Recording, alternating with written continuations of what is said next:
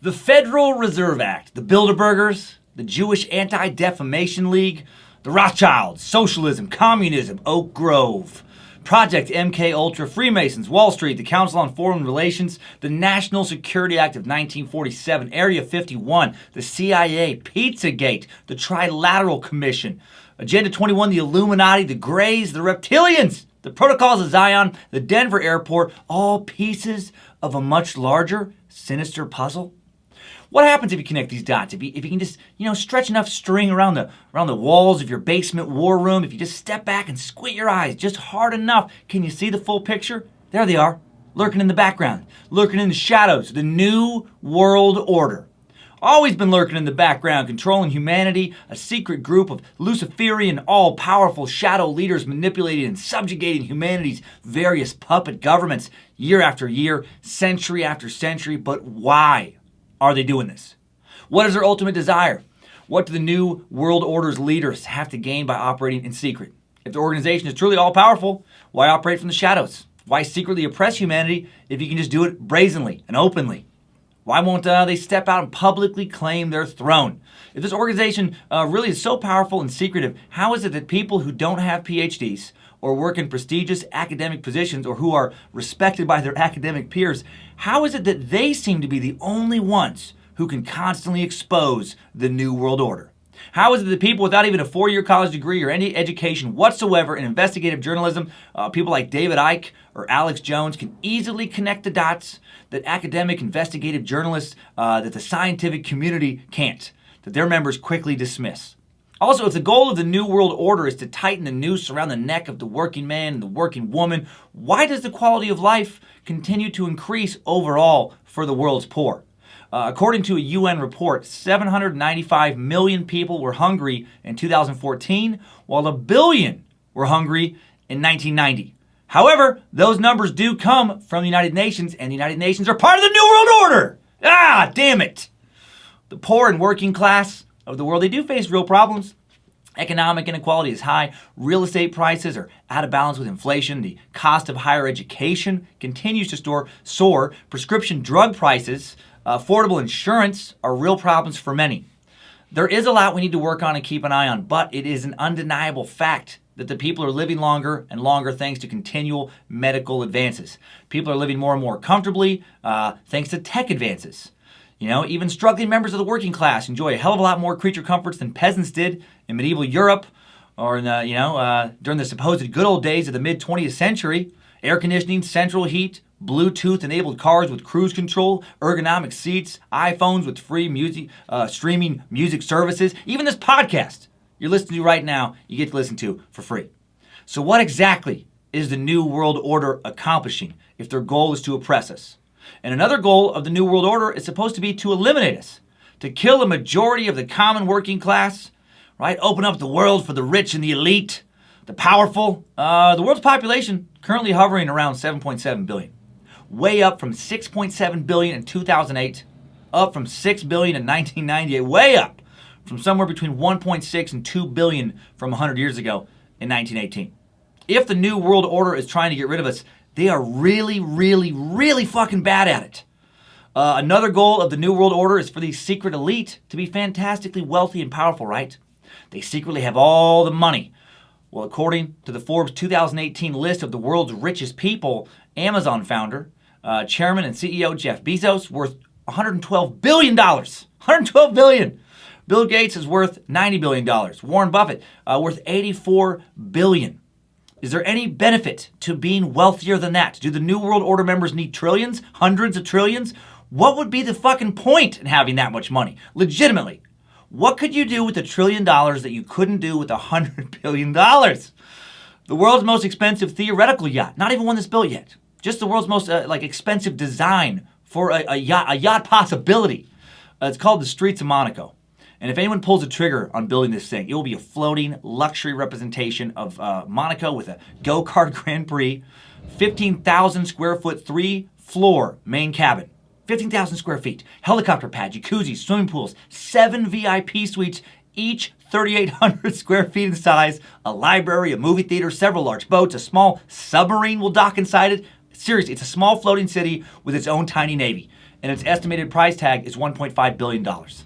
The most expensive house in the world, Buckingham Palace, $1.55 billion estimated value, 775 rooms, 188 staff rooms, 78 bathrooms. There's a villa in India that is 400,000 square feet for roughly the same price. I live in a 3,000 square foot house that I think is very roomy. My house could, or that big house in India could fit 133 of my houses inside of it and still have a little extra room. Jeff Bezos could sell some Amazon stock, own the streets of Monaco, that yacht, and Buckingham Palace, and still be worth well over $100 billion. He could own the most expensive home in the world and the second, third, fourth, fifth most expensive, the most expensive private jet, $737 million B-2 Spirit, and the most expensive yacht, a few other yachts, 100 plus of the world's most expensive cars. He could pay people to carry him around on a literal golden throne. He could eat only like the rarest of animals, Kobe beef, have the world's best masseuse give him daily massages, be legally sexually attended to, whatever he desires in Amsterdam by the world's most expensive escorts, and still have roughly $100 billion in assets. At that point, how much more do you fucking need? What more would Illuminati, New World Order money and power give you?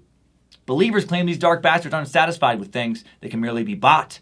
Wake up, sheeple! Open your third eye and see the occult all around you.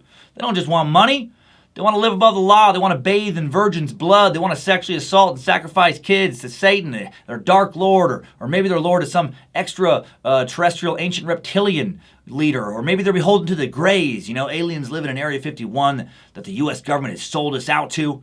The doctrine of the New World Order isn't totally known or fully agreed upon because the secret runs so deep. But many people know they exist. They know in their bones. The dark forces surround us. Nefarious, powerful traitors to the human race are controlling us. The New World Order is both everywhere and nowhere. And today on Timesuck, I uncover, by the will of Nimrod, the origins of this organization and or conspiracy, and discuss the nature of conspiratorial thinking, the conspiratorial mind, and also how to challenge a little bit of conspiratorial thinking on this. I'm ready to get hammered by trolls, ready to get so many thumbs down on YouTube edition of Timesuck. You're listening to Timesuck.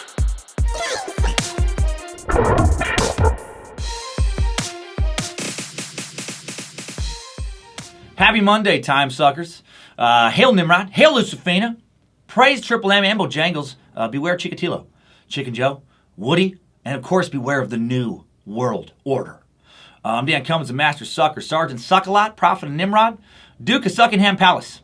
And you're listening to Timesuck, recording in the Suck Dungeon here in Coeur d'Alene, Idaho. Reverend Dr. Joe motherfucking Paisley running the boards. And also going to be joining us today for a special segment of Idiot to the Internet. Excited for that, man. Going to shake that segment up today. Today's Timesuck is brought to you once again by the Jim Jefferies Show podcast. The Jim Jefferies Show on Comedy Central covers the most controversial issues of today through Jim's distinctive brand of comedy and global point of view. And the Jim Jefferies Show podcast is a slightly more podcasty version of Jim's hit television show. Listen each week as Jim Jefferies and co-host Forrest Shaw sit down with friends and guests to discuss news, politics, all the things Jim couldn't, wouldn't, and shouldn't say on TV. Dr. Drew, comedian Joe Coy, comedian Steve-O from Jackass, just a couple of recent guests.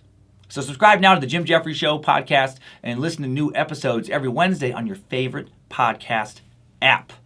Timesuck is also brought to you by the Star Talk All-Stars podcast. In a world filled with fake news, flat earthers, and conspiracy theorists, what's a thinking person like you supposed to do, Timesucker? Think like a skeptic, of course. How perfect is this sponsor for today's episode? On last week's episode of Star Talk All-Stars, neuroscientist, host Heather Berlin, PhD, and her comic co-host Ari Shafir. The man who hosted my favorite Comedy Central show, I've known Ari for a long time, man. Super funny dude. This is not happening. He was the host of that, the creator of that. They investigate the importance of skepticism and the power of evidence-based thinking. To help us separate fact from fiction, Heather and Ari are joined in studio by guests Cara Santamaria and Dr. Stephen Novella. Love Dr. Stephen Novella. We've talked about him before. Two of the hosts of the popular weekly science podcast, The Skeptic's Guide to the Universe. So if you're worried about the growing tide of anti-intellectualism and you should be, and the devaluation of experts and facts, which we're seeing all around us. Tune in for a show filled with science and skepticism. Remember, trust no one, question authority, listen to Star Talk All-Stars to get the rigorous scientific thinking you're desperate to hear. That's Star Talk All-Stars. Listen now wherever you get your podcasts, and make sure to subscribe. Reminders for both podcast sponsors in today's episode description. And speaking of just critical thinking and just a focus on facts, I do want to address something that's come up now that we've done the YouTube episodes. Many of you have noticed, and on Instagram, that I am reading a lot of the episodes. Off of a teleprompter, or you're wondering, I guess, is Dan reading now? No, I've always been reading. I've always been reading. I read what I write, and I know how to write like I talk. But here's why I write it. I write it all down because it's important for me to get it right, and I have a hypercritical audience, which I love. And if you guys, you guys notice that I make a few pronunciation mistakes and get a few things wrong here and there and that's when I'm doing it from a script that's been proofread by an editor. If I was just fucking making this shit up or trying to remember it all, first off, this podcast wouldn't have worked. And second, the Timesucker updates would be about 3 hours long. No one can memorize 2 hours of facts on a new topic every single week. No one. Not anyone in the history of the fucking world. I'm going to confidently say that. You could get, maybe if you have a great memory, a lot of it right, a decent amount right, but not even Robin Williams, the comic who is famed for having like that, photogenic memory. It doesn't work like people think it does. It's not like he looked at a script, read it literally one time, and then could just have the whole movie memorized. No one's brain works like that. I read it because it's heavy in facts. You know who else reads off a teleprompter? Fucking newscasters. Because if they just winged it, if they just kind of like gave the gist of what were supposed to be facts, it would be a fucking shit show, as would this podcast. So yes, I proudly read this every week because that's where the time and energy goes. That's why I spend 30 plus hours on every single topic, even with the researchers helping me after all their hours, because I want to get this right. I think it's important today, in today's climate, to get shit as right as you possibly can, to be as factual as possible. And I want the jokes to be a little bit better, man.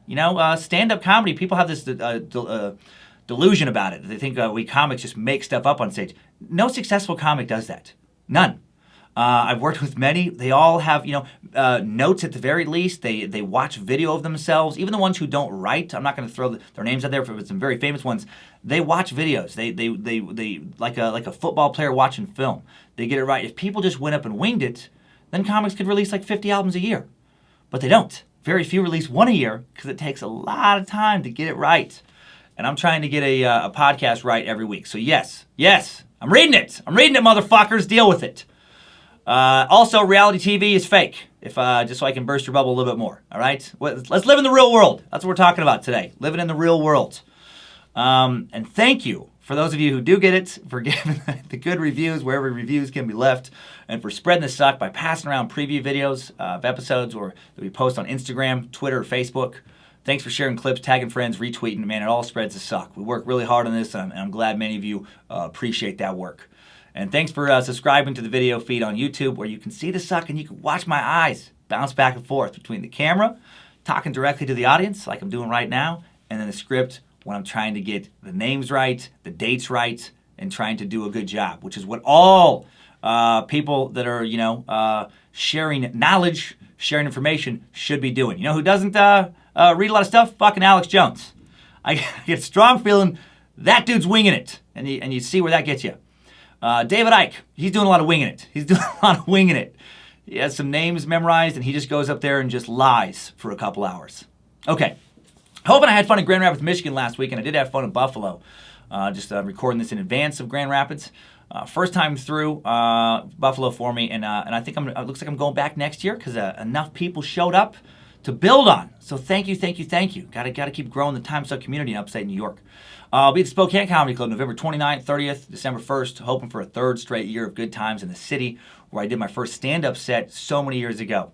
Heading to St. Louis December 6th to the 9th. Then my next show is a TED Talk in Coeur d'Alene at the Kroc Center, where I will also not be winging it. I will do a memorized TED Talk. I will memorize that because I'll have months. I won't be reading that one because I'll have months to prepare, or I've had months, and it's, I think, like 7 or 10 minutes. Maybe 10 or 12 minutes. I got to look it up now. But it's going to be on January 12th. Link to that as well in today's episode description. Thanks to those of you who've donated additional funds to the Timesuck official charity of the month. We donated $1,000 to Space Lizard patronage, and I know some of you have donated as well to the Green Beret Association.org, supporting our special forces. Praise Bojangles! Bojangles may or may not be a member of the Special Forces, may not still be fighting with them. Maybe he is still fighting with them. Also, thoughts go out to those affected by the Camp Fire and several other fires that have been ravaging California. Hoping they've put those blazes out by the time this episode comes out. Firefighters battling those blazes, you guys and you ladies are heroes. Also, I can't imagine how horrible it would feel to lose your home, lose all your possessions. Like so many have done, thousands of structures burned to the ground. Basically, the entire town of Paradise lost. As I record this, the death count's over 50, and it could be in the hundreds, it's looking like. Worst wildfires in state history. Hope Timesuckers have been spared of this tragedy, these tragedies. And now, it's time to suck. It's time to do my best to understand what the New World Order is, who may be a part of the New World Order, why some people believe in them, and where that belief originated.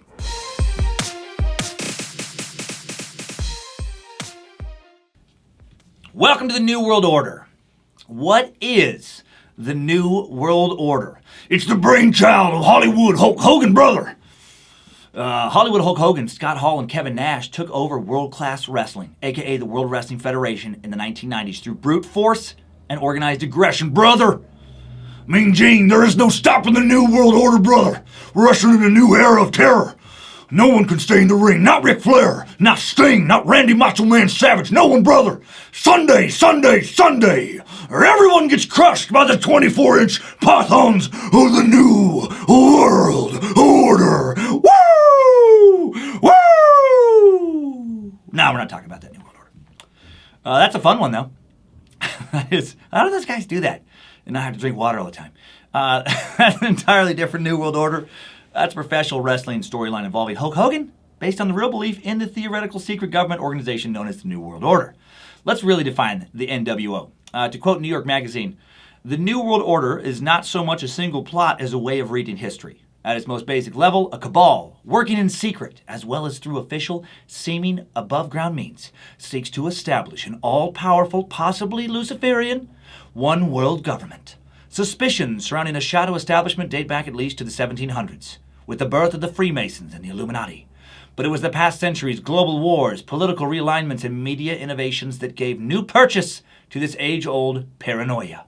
In the modern version, the New World Order hides in plain sight, a Mad Lib-style meta-story about how the free people of the West have begun to willingly, blindly surrender ourselves to our coming totalitarian overlords.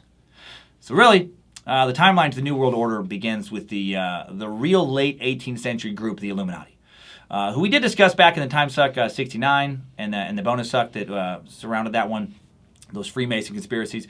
We gave a brief overview of its formation. And it's worth touching on the formation of this real group again today as a refresher, and also add new information, not mentioned that Freemason suck once we begin the timeline. Some believers in the New World Order will point much, much further back to the origins of a secret shadow one-world government, but all that finger-pointing has happened since the actual Illuminati was formed in the late 18th century. And before I get into dissecting this conspiracy theory, let me just say that I do understand the appeal. I really, really do. I don't think it's totally crazy to believe that people would want to rule the world. I think about it like with football. Like what would a highly competitive professional quarterback want to accomplish in their career? I would imagine they would want to be league MVP. They'd want to win the Super Bowl MVP. If they're going, pure idyllic fantasy, highest paid quarterback in the league. Have their bust enshrined in Canton. Make it in the Hall of Fame, and have everybody talk about how great they are. They'd want to achieve the pinnacle of their profession. And I think, what if you're a highly competitive leader, a super competitive CEO, entrepreneur, politician? I mean, the world has had plenty of dictators. People do want to rule. They want to rule as much as they can. We know that. What would a highly competitive dictator want most? I would think to rule the world. I mean, it has a nice ring to it. Next best thing to ruling the world alone is to have a hand in ruling the world, be part of some little cabal of secret rulers, maybe. To be the ultimate, in the ultimate inner circle of wealth and control. So New World Order believers, I do get where you're coming from. I don't think you're necessarily insane to believe in this. I think some of you are, but not all of you. Some of you, as we'll see in today's idiots of the internet, are out of your wackadoodle minds. But for many believers, it's easy, I think, just to write them off as crazy, but I don't think that's fair. There is a certain way of thinking that's very prevalent in our culture that absolutely allows for the belief in such things as an all-powerful, possibly Luciferian, possibly extraterrestrial government. Because a lot of us meat sacks live in what is called or can be called an enchanted world. This notion of an enchanted world, very, very important, crucial to understanding the conspiratorial mind. By enchanted, I mean believing in things that cannot be explained or proven by science, that there is no, scientific evidence of. Everyone who is a believer in religion lives in an enchanted world. And yes, I am going to talk about religion again today, but I'm not going to be shitting on it. But understanding the religious mind is crucial to understanding the conspiratorial mind because they have a lot in common. I gathered most of what I'm sharing with you regarding a belief in an enchanted world, by the way, from watching a lecture on C-SPAN, of all places, on their website, given to high school teachers on July 13th, 2018 by Indiana University Bloomington history professor Dr. Stephen Andrews, a man with a PhD from Stanford, who delivered his 3-hour lecture on behalf of the Gilder Lehrman Institute of American History, a nonprofit organization dedicated to promoting the knowledge and understanding of American history through educational programs and resources for K-12 students. And the title of this lecture is Conspiracy Culture in American History, and what a beautiful organization. What a beautiful message to get out, by the way. And I love this lecture. I'd love to have drinks with Dr. Andrews, man. You can tell, he's got to keep it clean for the academic kind of world. You got to keep it PC because of the audience in front of him and the times we live in. And so many people who get so fucking butthurt by words like fuck. But I have a strong suspicion this guy would be a fucking riot. Super smart guy who couldn't help, sneaking in a little bit of sarcasm, a little bit of snark from time to time during this lecture. But to his credit, he was very respectful towards the true conspiracy believers, much more than I am. Anyway, he talks about how religious American culture is, and he states that if you're willing to believe in Jesus or Muhammad or Yahweh, Shiva, Buddha, Odin, Pan, Ra, I'll add Nimrod, Hail Nimrod, Lucifina, the Taoist principle of believing in the existence of still living souls and spirits of dead ancestors, etc., well, then you're open to the possibility of real things that can't be scientifically proven, like a New World Order conspiracy, And the same goes for believers in the paranormal of the supernatural, whether or not those believers are also religious. If you have faith in ghosts, hauntings, shadow people, Sasquatch, Mothman, well, then you also live in an enchanted world. Your mind is open to believing in things that cannot be proven. And we here in America, we live in a predominantly enchanted culture. And I know our Scandinavian, Australian, British, Irish, Scottish, Kiwi, Canadian, other international timesuckers, hello, by the way. Love that you guys are spreading this around the globe. I know that many of you live in an enchanted world as well, but I don't have these stats to speak to your cultures today. I just have stats limited to America. These are 2017 stats that come from the Pew Research Center, nonprofit, nonpartisan American Research Institute. 60% of over 35,000 American adults surveyed in 2017 believe that God is a person with whom people can have a relationship. 74% believe in life after death. 74% believe in heaven. 59% believe in hell. 63% believe that Scripture is the Word of God. And I found this the most interesting. 92% of Americans believe in God or a universal spirit, some creative force.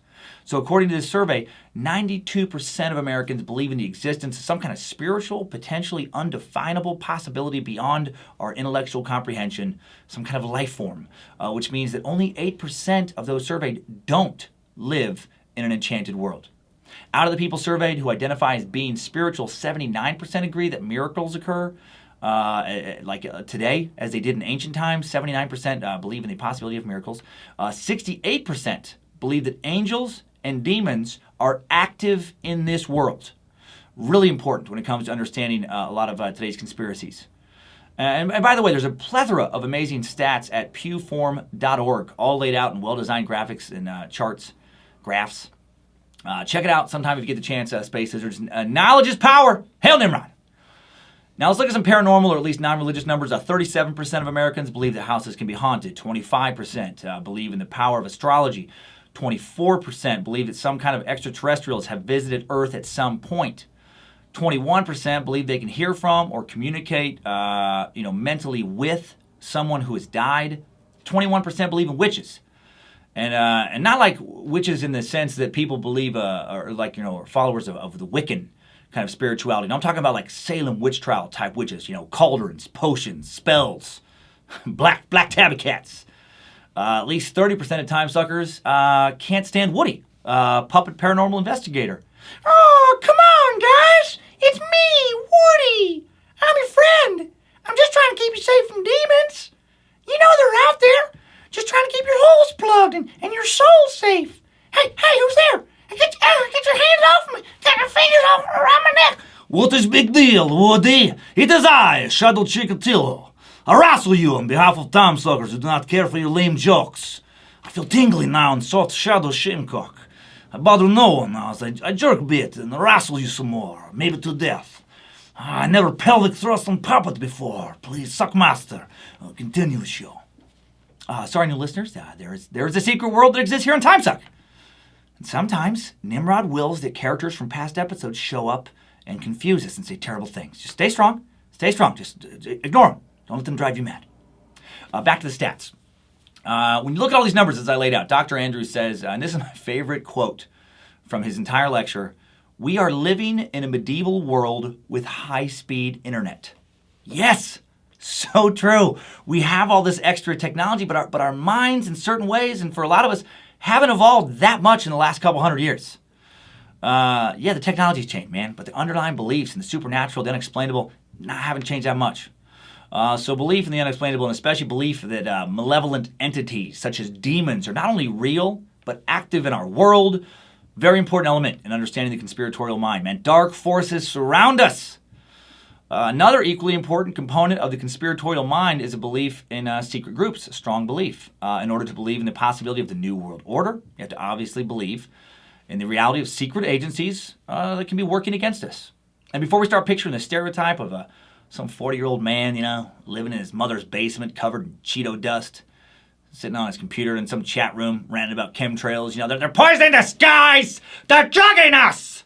Our dull our senses, waking out our fences! So when the UN helicopters to come from Canada, we're all going to be shut off into FEMA camps. 21st century enslavement of American citizens will have begun. Mom! Where's that casserole?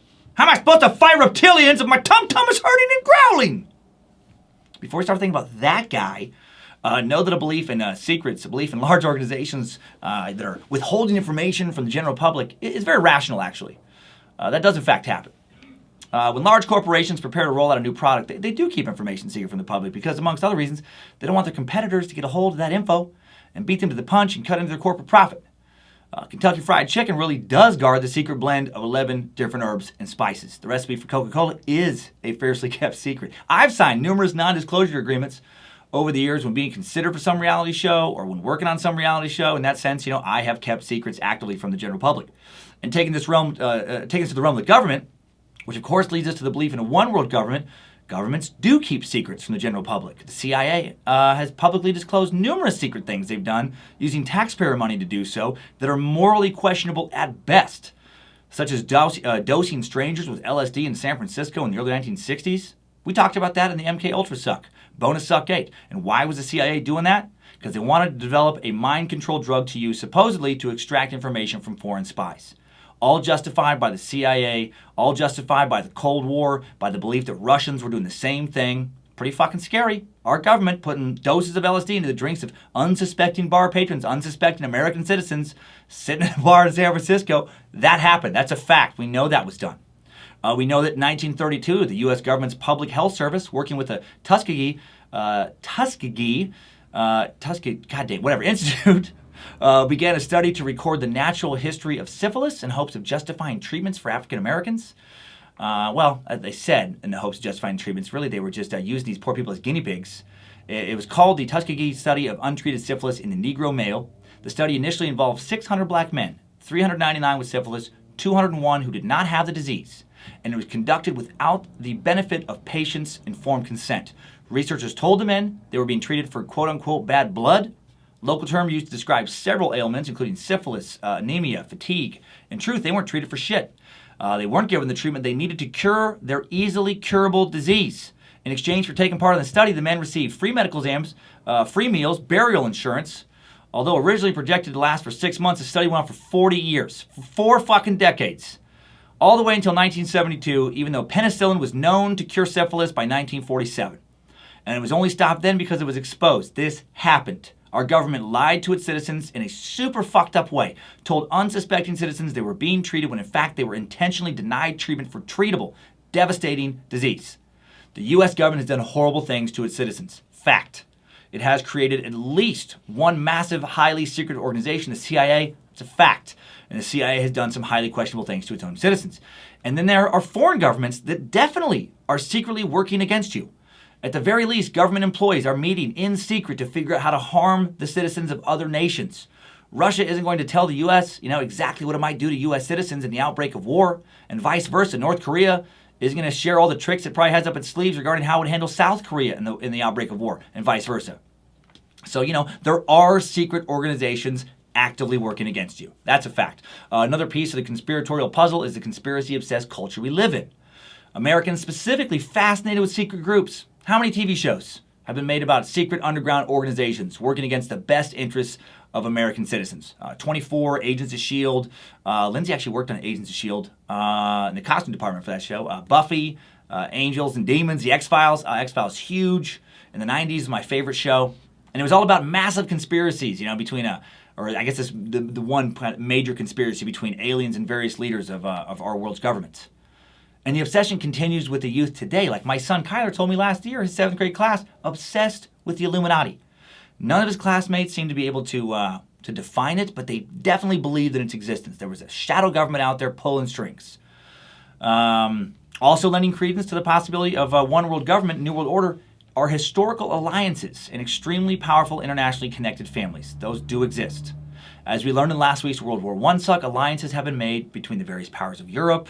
As we also learned in that suck, a lot of European leaders have been related by blood. There are numerous historical blood ties between the nations of Europe. Steps have been taken, in a sense, to have one family, one government rule a vast chunk of the civilized world. Several members of the Habsburg family have been Holy Roman emperors. The Habsburg dynasty split in the 16th century to rule in Spain as well as in Austria. The Spanish Habsburgs went on to rule much of Italy and Sicily. There have been Habsburg lords of the Netherlands, dukes of Burgundy, kings of Spain and Portugal. King Philip II of Spain was technically also the king of England for a time. Kings of Hungary and Bohemia have been Habsburgs. Even Mexico had a Habsburg emperor in the mid-19th century for a few years. Members of the House of Capetian, Capetian, have ruled France, Spain, Portugal, Naples, Sicily, Albania, Poland, Hungary, Luxembourg, and more. A few have even ruled Brazil. When you look at some of these ancient royal families, and you also look at historical colonial powers' attempts to legitimately colonize, i.e. take over the world, when world powers fought each other to colonize the Americas, Africa, parts of Asia, a one-world government doesn't seem that far-fetched. When you look at how Europe itself had nations either take over or try to take over the continent as recently as World War II, when the Nazis gave it a go, not that hard to see how the existence of a plot for one government to take over the world is a somewhat logical assumption to believe it. However, the Nazis didn't try to hide their attempt. The colonial powers of Europe, Britain, Spain, France, etc., they didn't hide their dreams of expansion. They didn't operate in secret. There isn't a historical precedent of a large secret organization, ruling, vast quantities of the world. Or is there? Or is there? If you're a conspiracy believer, you can easily say, well, it's a fucking secret, you dummy. Of course there's no evidence. Open your third eye. The plan for the New World Order has been in motion the whole time. People pulling strings in secret, hiding in plain sight. Wake up, sheeple!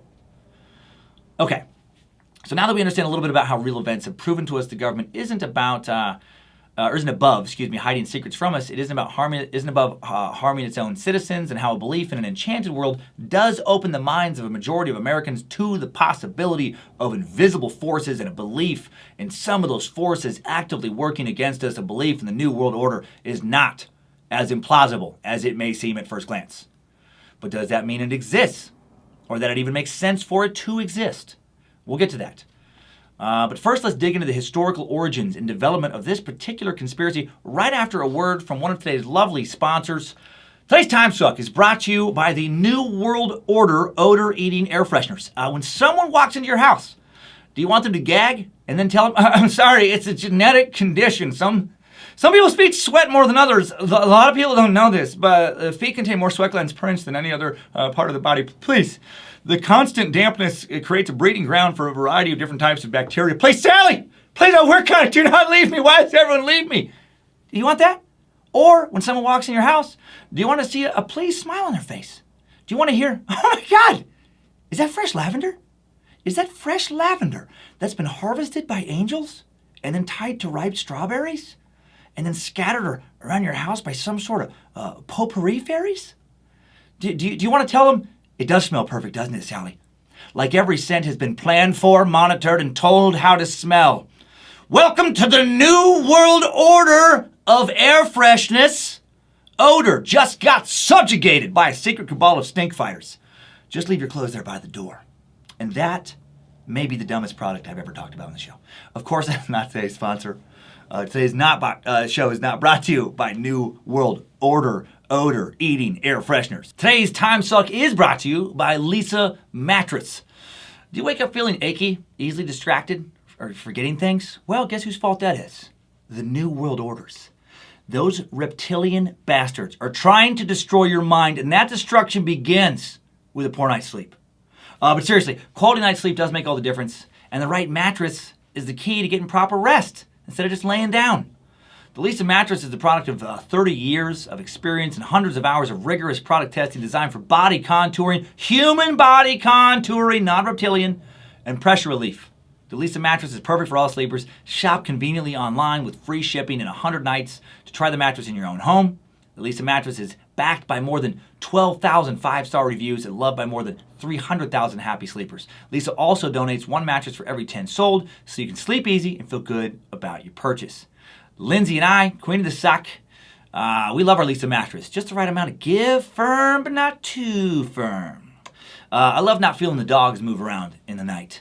And I don't feel Lindsay when she gets up in the night to let the dogs out, because they eventually do wake her up. And I know that because I hear about it the next morning, because she is super annoyed that I didn't get up to take the dogs out. But you know what? Blame Lisa! Sleeping too solid. I can't hear those dogs. Right now, get $150 off your Lisa mattress purchase, plus a free pillow at lisa.com/timesuck. Enter promo code timesuck at checkout. This is Lisa's best offer. Lisa.com/timesuck, promo code timesuck. LEESA.com/timesuck. Promo code timesuck. Link in the episode description. Do it. Enjoy it. Thank me later. And now time for today's Timesuck Timeline.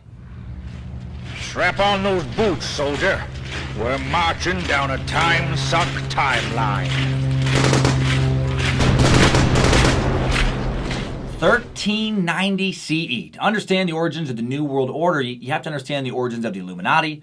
And to understand the origins of the Illuminati, you have to understand the origin of the Freemasons. As we discussed way back in the Freemason Sucks, the Freemasons gave birth to the Illuminati. And as we'll discuss soon, the Illuminati would give birth to the belief in the New World Order. It's all kind of tied together.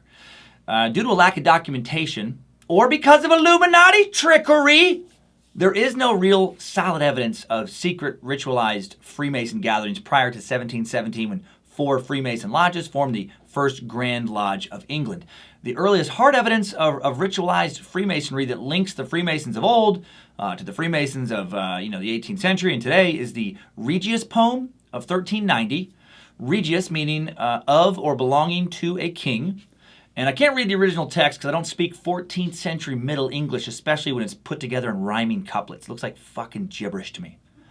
The document, according to scholars who are, to be fair, probably in on it, like Alex Jones says, state that the document talks about how the craft of masonry was brought to England in the 10th century.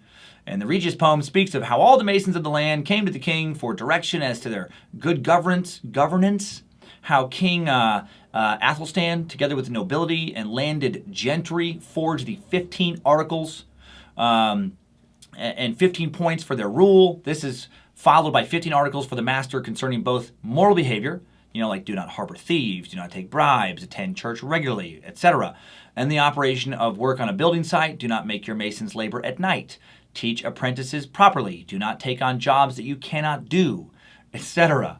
And I'm not going to go into much more depth here because we already did a two-parter on the Freemasons. Bonus Suck 15, episode 69. 3 hours of Freemasons plus another 3+ hours on the Knights Templars. It's probably enough. But I would like to remind you that if this all sounds suspicious, the Masons are in it with the royalty. Just remember that Masons were an incredibly important. They were an important group of people in medieval Europe because they designed the castles and other fortifications. They built the churches.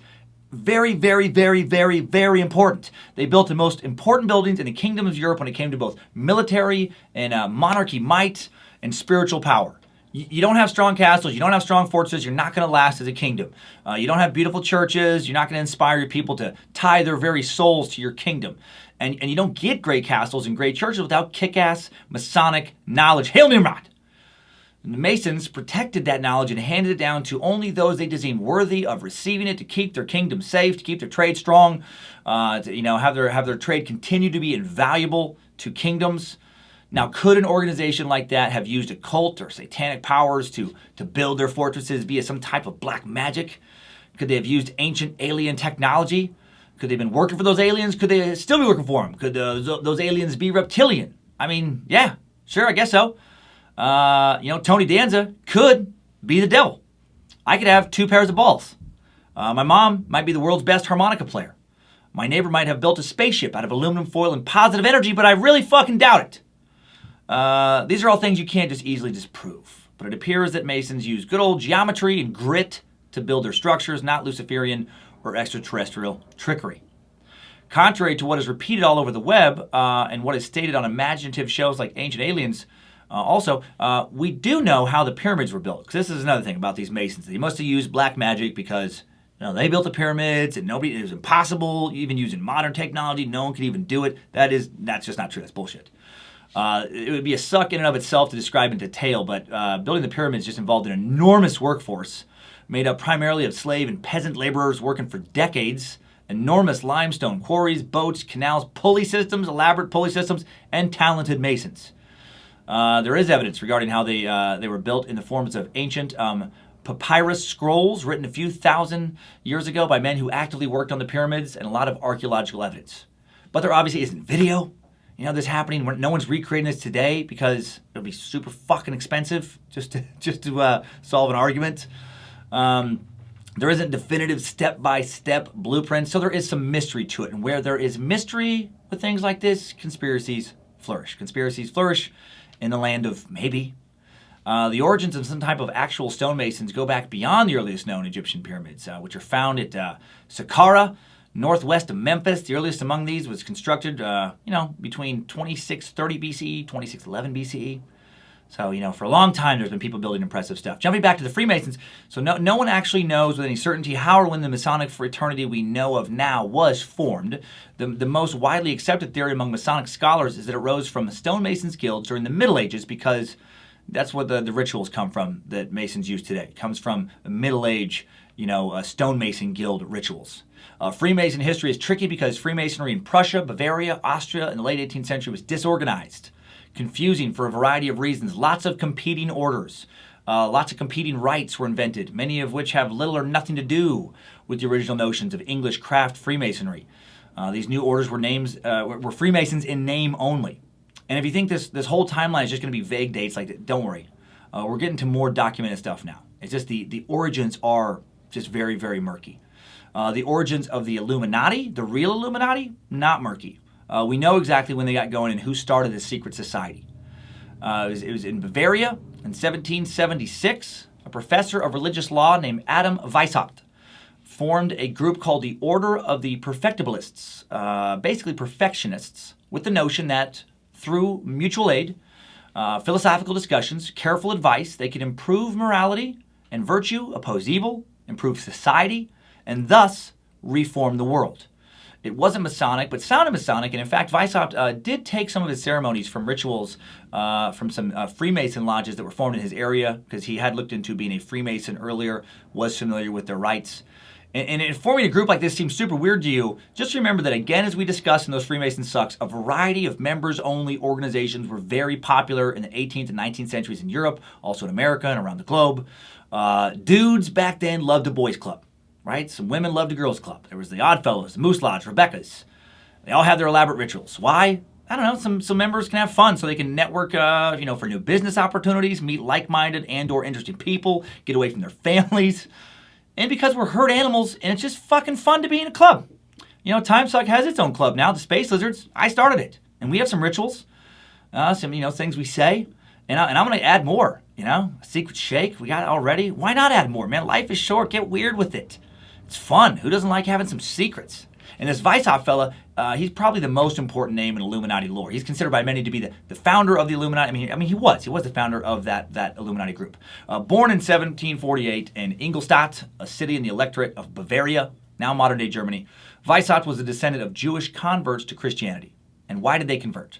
Because anti-Semitic sentiment was rampant in Europe, and life was easier if you were part of the in crowd, which was Christianity in Bavaria. And you tended to live longer and not get lynched or executed if you were not Jewish. Orphaned at a young age, Adam's scholarly uncle took care of his education and enrolled him in a Jesuit school.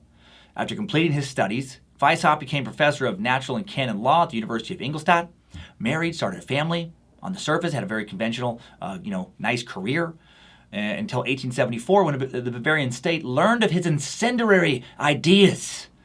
As a boy, he was an avid reader, consuming books by the latest French Enlightenment philosophers in his uncle's library, and ideas, as we know, can be dangerous things. Bavaria in the late 18th century was deeply conservative, deeply Catholic, and Weishaupt started to have a lot of questions. And, churches in general don't like a lot of questions historically. He started to think that the monarchy and the church were repressing freedom of thought. He became convinced that religious ideas were no longer an adequate belief system to govern modern societies. And he decided to find another form of illumination, a set of ideas and practices that could be applied to radically change the way European states were run. Free thinking, challenging the supremacy of religious scripture and church leaders, historically a very good way to get yourself killed, or at least in a whole heap of trouble. Freemasonry was expanding throughout Europe at this time, offering attractive alternatives to free thinkers like Weishaupt, and he initially thought of joining the lodge, but became disillusioned with many of the Freemasons' ideas, threw himself into books dealing with such esoteric themes as the mysteries of the Seven Sages and Kabbalah, and decided to found a new secret society of his own. Looking into new ways to worship that don't include the existing and established clergy? Great way to get in a lot of trouble. Seven Sages, or Seven Wise Men, is the title given by ancient Greek tradition to 7 early 6th century BCE philosophers, statesmen, lawgivers, who were renowned in the following centuries for their wisdom. Men such as Thales of Miletus, a pre-Socratic Greek, a man regarded by Aristotle as the first philosopher in the Greek tradition, a man historically recognized as the first individual in Western civilization known to have entertained and engaged in scientific philosophy. And full disclosure, I forgot to look up his name phonetically, so I'm thinking Thales, could be Thales. So, I just want to put that out there. Kabbalah is a form of Jewish mysticism, a collection of old texts and rituals written to guide one towards direct communication with God. So Adam was a curious dude. I think he would enjoy Timesuck. I think he'd be a space lizard. He was doing deep dives into subjects like Jewish mysticism and ancient Greek philosophy. And the Catholic Church, an organization that had a spiritual stranglehold on most of Europe at that time, didn't particularly care for that. Any other idea that isn't theirs is competition, and big, highly profitable organizations like the Catholic Church do not like competition. There is only so much tithing to go around. And in the late 18th century, we're pissing off the church. Might not get you burned at the stake like it would in previous centuries. It could get you thrown in jail, fired from your job, have your life ruined. The more Adam studied, the less of a fan of the Catholic Church and the nations controlled by the Pope he became. He also became less of a fan of the Bavarian government, finding them intellectually oppressive, and he began to dream of a revolution. He wanted to create a world with freedom, as he wrote, from all religious prejudices, cultivates the social virtues, and animates them by a feasible, and speedy prospect of universal happiness. To achieve this, it was necessary to create a state of liberty and moral equality, freed from the obstacles which subordination, rank, and riches continually throw in our way. And then on the night of May 1st, 1776, the group that would become soon known as the Illuminati met to found this order. In a forest near Ingolstadt, bathed in torchlight. There were only 5 men that first night, and those 5 men established the rules that would govern the order. All future candidates for admission required the members' consent, strong reputation, with well-established familial and social connections, and wealth. So there's that. In the beginning, the order's membership had 3 levels: novices, Minervals, illuminated Minervals. Minerval referring to the Roman goddess of wisdom, Minerva, reflecting the order's aim to spread true knowledge, illumination about how society and the state might be reshaped.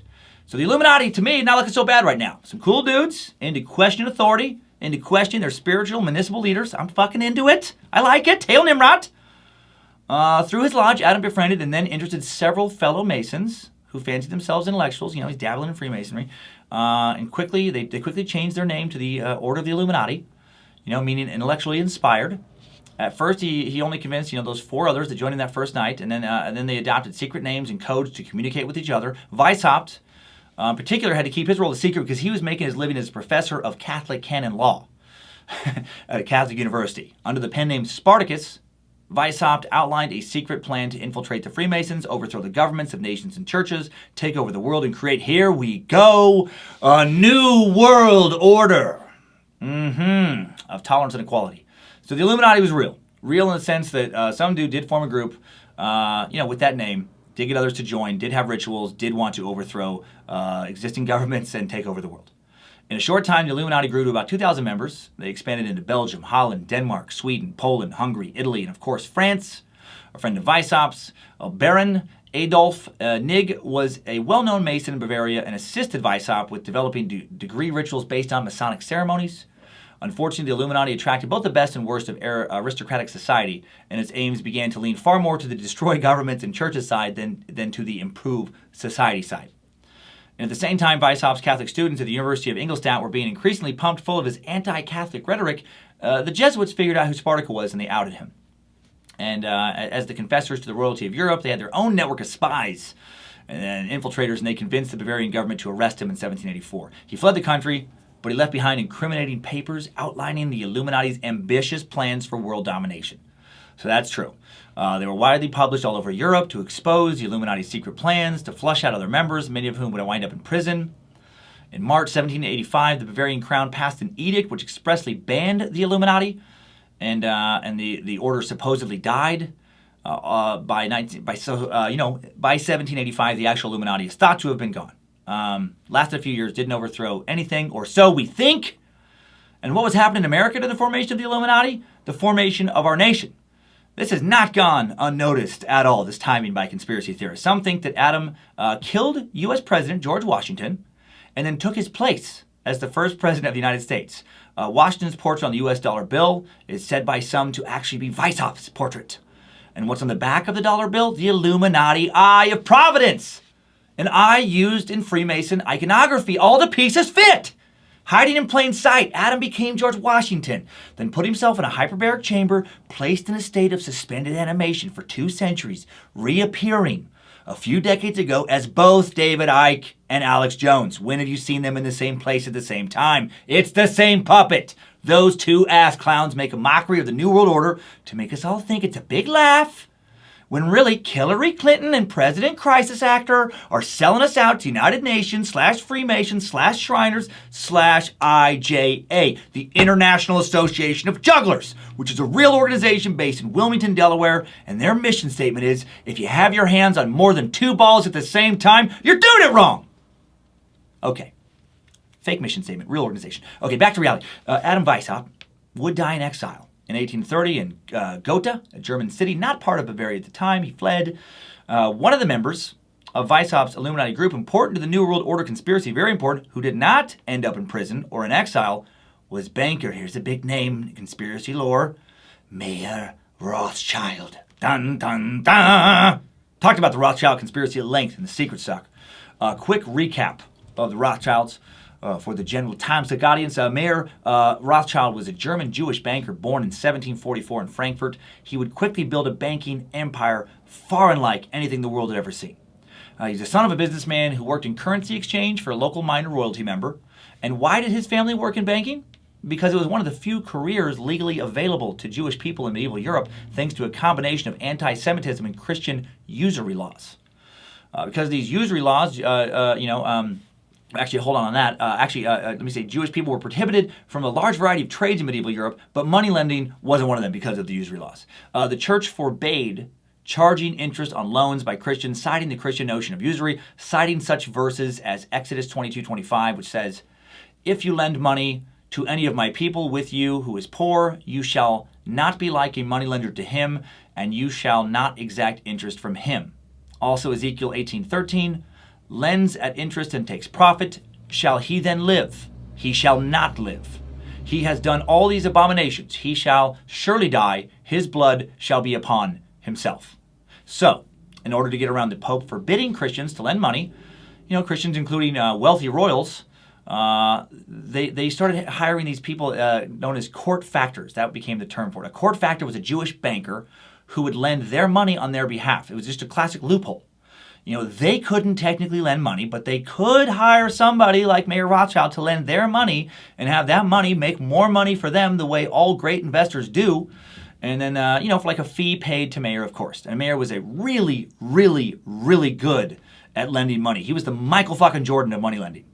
And after becoming a court factor in 1769, Mayer Rothschild steadily picks up more financial clients. Eventually, his expanding client base leads him to become the financial lender for Crown Prince Wilhelm in 1785. This prince became Wilhelm IX, Landgrave of Hesse, Kassel, a large German state. And then that dude had one of the largest fortunes in Europe at the time. And then during the French Revolution, Britain hired a bunch of Hessian mercenaries, soldiers belonging to Wilhelm, and Rothschild handled the payments. And then in the early 19th century, Rothschild continued to be the banker for the very wealthy Wilhelm. He got very wealthy off of that war, even after Napoleon invaded Hesse and Wilhelm went into exile.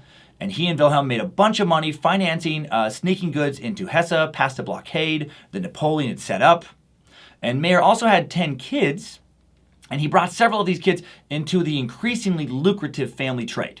Right time, right place. They capitalized on great opportunity. In 1798, he sent his third-born son, Nathan Mayer Rothschild, born in 1777, then only 21 years old, to England to further family investments in textiles. And, if you see that date, at the very end of the 18th century, right? This is all in that same timeline of, the Freemasons getting going, and this Illuminati group and everything. So for conspiracy, it's like, oh man, all the pieces are right there.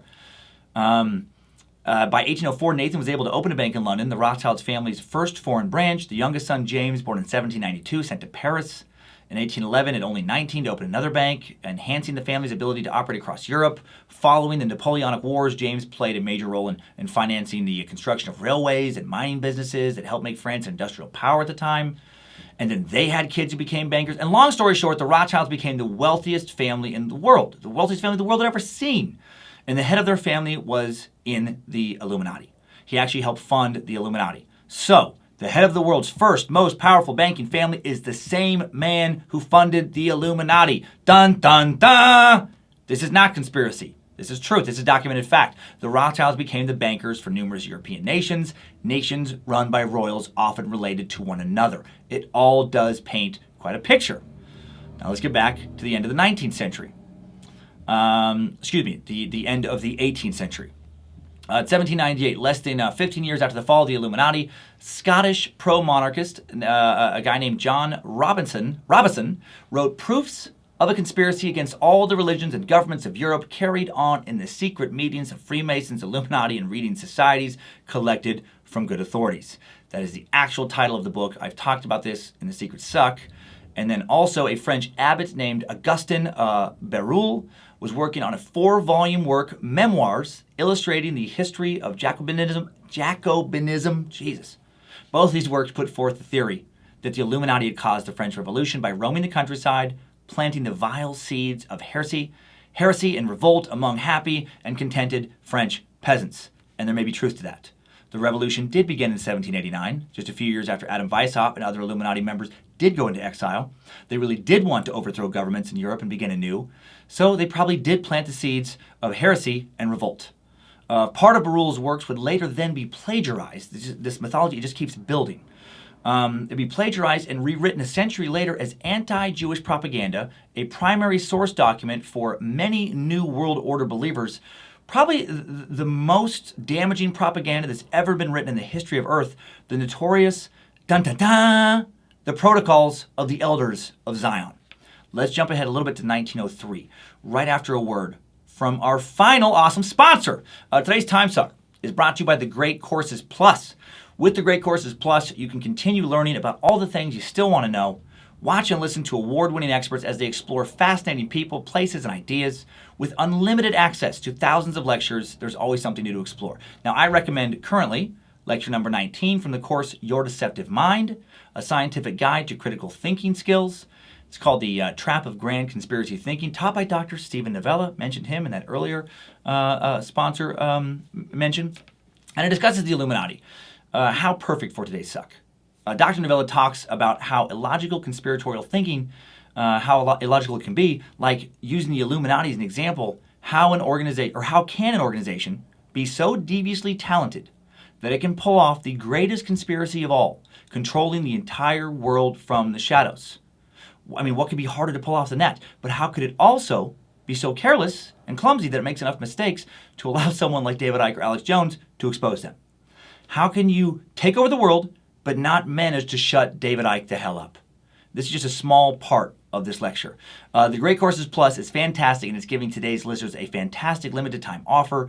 So get your first month free, unlimited access, to enjoy their huge library of engaging lectures when you go to thegreatcoursesplus.com/timesuck. That's thegreatcoursesplus.com/timesuck for a first month free. Link in the episode description. Think critically. Now back to 1903. The exact origin of the protocols is unknown, but in 1903, portions of the protocols of the Elders of Zion were serialized in a Russian newspaper called The Banner. The version of the protocols that has endured and has been translated into dozens of languages was first published in Russia in 1905 as an appendix to The Great in the Small, The Coming of the Antichrist, and the Rule of Satan on Earth. Fun book, fun pamphlet, by Russian writer and mystic and fucking lunatic Sergei Nihilus. In 24 chapters, or protocols, allegedly minutes from meetings of Jewish leaders, the protocols describes the secret plans of the Jews to rule the world by manipulating the economy, controlling the media, fostering religious conflict. Hitler was a big fan of this book. So was Lenin. So was Stalin. They would use it extensively in anti-Semitic propaganda. Millions of Jewish people have died because of these lies. Old school mass slander, man. We've talked at length in numerous sucks about how the Jewish people have had a tremendously rough go of things throughout most of European history. Because the Muslims had empires, the Christians had empires, but in medieval Europe, the Jewish people never did. They were continually a small minority, misunderstood in whatever majority culture they lived in, at least in Europe, and due mainly to the Christian mythology of having the Jewish people having a lot to do with the crucifixion of Jesus Christ, Christian Savior, they were constantly labeled as traitorous and untrustworthy. You know, they were continually persecuted. If you were a terrible ruler, and it would benefit you to blame some small group of people for all your country's problems, oh, bing, bing, bing, Jewish people, easy target. That's the go-to. Great target as well for conspiracies. 1921, the London Times presented conclusive proof that the protocols were a, quote, clumsy plagiarism. The Times confirmed that the protocols had been copied in large part from a French political satire that never even mentioned Jewish people. Maurice Joly's Dialogue in Hell between Machiavelli and Montesquieu in 1864. Other investigations revealed that one chapter of a Prussian novel, Hermann Goeth's Biarritz, in 1868, also inspired the protocols. And as I've already said, the French abbot Augustin Barruel was plagiarized for this as well. And so what do they say in these things, these protocols? Well, here's a little quote from Protocol 11, the totalitarian state. Yeah, sound familiar? The Goyim, which is non-Jewish people, the Goyim are a flock of sheep, and we are their wolves. And you know what happens when the wolves get a hold of the flock? They start fucking them. First in the vagina, then in the butt. No, that's not what it says. It says, when the wolves get a hold of the flock, there is another reason also why they will close their eyes. For we shall keep promising them to give back all the liberties we have taken as soon as we have quelled the enemies of peace and tamed all parties. It is not worthwhile to say anything about how long a time they will be kept waiting for the return of their liberties. For what purpose, then, have we invented this whole policy and insinuated it into the minds of the Goys without giving them any chance to examine its underlying meaning? For what indeed, if not in order to obtain, in a roundabout way, what is for our scattered tribe unattainable by the direct road? It is this which has served as the basis for our organization of secret masonry, which is not known to, and aims which are not even so much as suspected by these goy cattle, attracted by us into the show army of Masonic lodges in order to throw dust in the eyes of their fellows. Yeah, now we're getting into the meat of the shit, the nitty-gritty. See what this propaganda, this provenly plagiarized propaganda is doing? The nationless Jewish people holding secret meetings to get what they really want, the world. Meetings where they declare their superiority to all other people, brag about manipulating the world's Christians. And then this propaganda ties the Freemasons to the conspiracy. The Freemasons are tied, as we know, to the Illuminati tied to the Rothschilds, the wealthiest family in Europe by the early 19th century, tied to the various monarchies of Europe. America is born from those monarchies. It's all the same families. Everything's connected. Don't you see it, sheeple? And then in the 1960s, new texts are written by a couple anarchist hippies of all people, that revived these old paranoid fears and shaped them into a new vision of the New World Order. I had a fascinating dig into these guys this week. Did not know anything about them. Found this all very, very, very interesting. In the mid-1960s, handful of copies of a small printed text emerged within the LSD-loving authority and establishment-hating American youth. Principia Discordia. This book was a parody text for a parody faith, Discordianism, conjured up by enthusiastic anarchists and thinkers to bid its readers to worship Eris, the Greek goddess of chaos. The Discordian movement, a collective that wished to cause civil disobedience through practical jokes and hoaxes. I think of the nihilists. I think of, remember Flea, those actors in The Big Lebowski? Just agents of chaos. The text itself never amounted to anything more than a little counterculture curiosity, but one of the tenets of the faith that such miscreant activity could bring about social change and force individuals to question the parameters of reality was immortalized by another author, Robert Anton Wilson. This son of a bitch. We have him specifically to thank for a lot of today's idiots of the internet comments. Wilson and one of the authors of the Principia Discordia, Carrie Thornley, well, they decided that the world was becoming too authoritarian, too tight, too closed, too controlled. They wanted to bring chaos back into society to shake things up, and the way to do that was to spread disinformation, to disseminate misinformation through all portals, through counterculture, through the mainstream media, through whatever means necessary. And they decided that they would do that initially by telling stories about the quote-unquote Illuminati. Wilson worked for the men's magazine Playboy, and he and Thornley, they started sending in fake letters from readers talking about a secret elite organization known as the Illuminati. And then they would just send in more letters that would contradict the first letters they had written, just get everybody all worked up. And I do find this pretty funny because I also worked at Playboy. I worked for the pay-per-view branch of the business, hosting the Playboy morning show for 2 years. And, and our producers there used to make up fan mail for our show because no one would ever send anything in that was intelligent. We would occasionally do these segments based on fan mail, and if you read the real fan mail, it would just say stuff like, "How come you guys don't show penetration? Hey, does Andrea like anal? When are you guys gonna get some bitches with some bigger tits?" I mean, seriously, it's fucking just gross, just disgusting. It made me hate the show I was on more than I already did. It was just dumb shits writing in dumb, misogynistic type, just fucking jerk-off trolls. That was, a lot of the audience. And so our producers, they were embarrassed by that too. They didn't want to, create more of that. So they would just write fan letters that read a little bit more intelligently. They would write stuff like, "Hi, love your show. This is for Andrea. Andrea, my wife, and I enjoy role-playing, but I have a hard time staying, hard when I pretend to be someone else. I worry that my wife secretly would rather have sex with anyone other than me. Are my concerns valid, or am I letting my insecurities into the bedroom?" And then she could say something intelligent back to it. No one ever actually wrote in a letter like that. And supposedly, from just talking to other producers, that shit happens all the time on shows and in print. Not on this one. If you can trust me, every Timesucker letter has been real. But now, these guys make me want to throw one of my lies into an update just because it would be fun to fuck with listeners, but I won't do that because I do want you to trust me, which is why I always call out my lies. So anyway, these guys, I'm guessing, had a blast manipulating Playboy readers into thinking the Illuminati was a real and active threat to American life. Oh man, can you imagine making up those letters and then you're sitting in a bar like 6 months later and you just hear some wackadoodle in the corner be like, listen up, fucking Illuminati has been trying to... I read all about it. So Wilson and his buddies, they're not the only ones talking about Illuminati-type organizations during the counterculture revolution of the 1960s. Previously unknown author Mary M. Davison publishes The Profound Revolution in 1966, a manifesto positing that the New World Order hides in plain sight, detailing how real-life institutions like the Federal Reserve, the Council on Foreign Relations, U.S. government operate as fronts for the international banker. See, there we go. Protocols of Zion. A shadow establishment. And by international banker, again, yeah, she just means the descendants of the Rothschilds and all that kind of stuff. They're friends.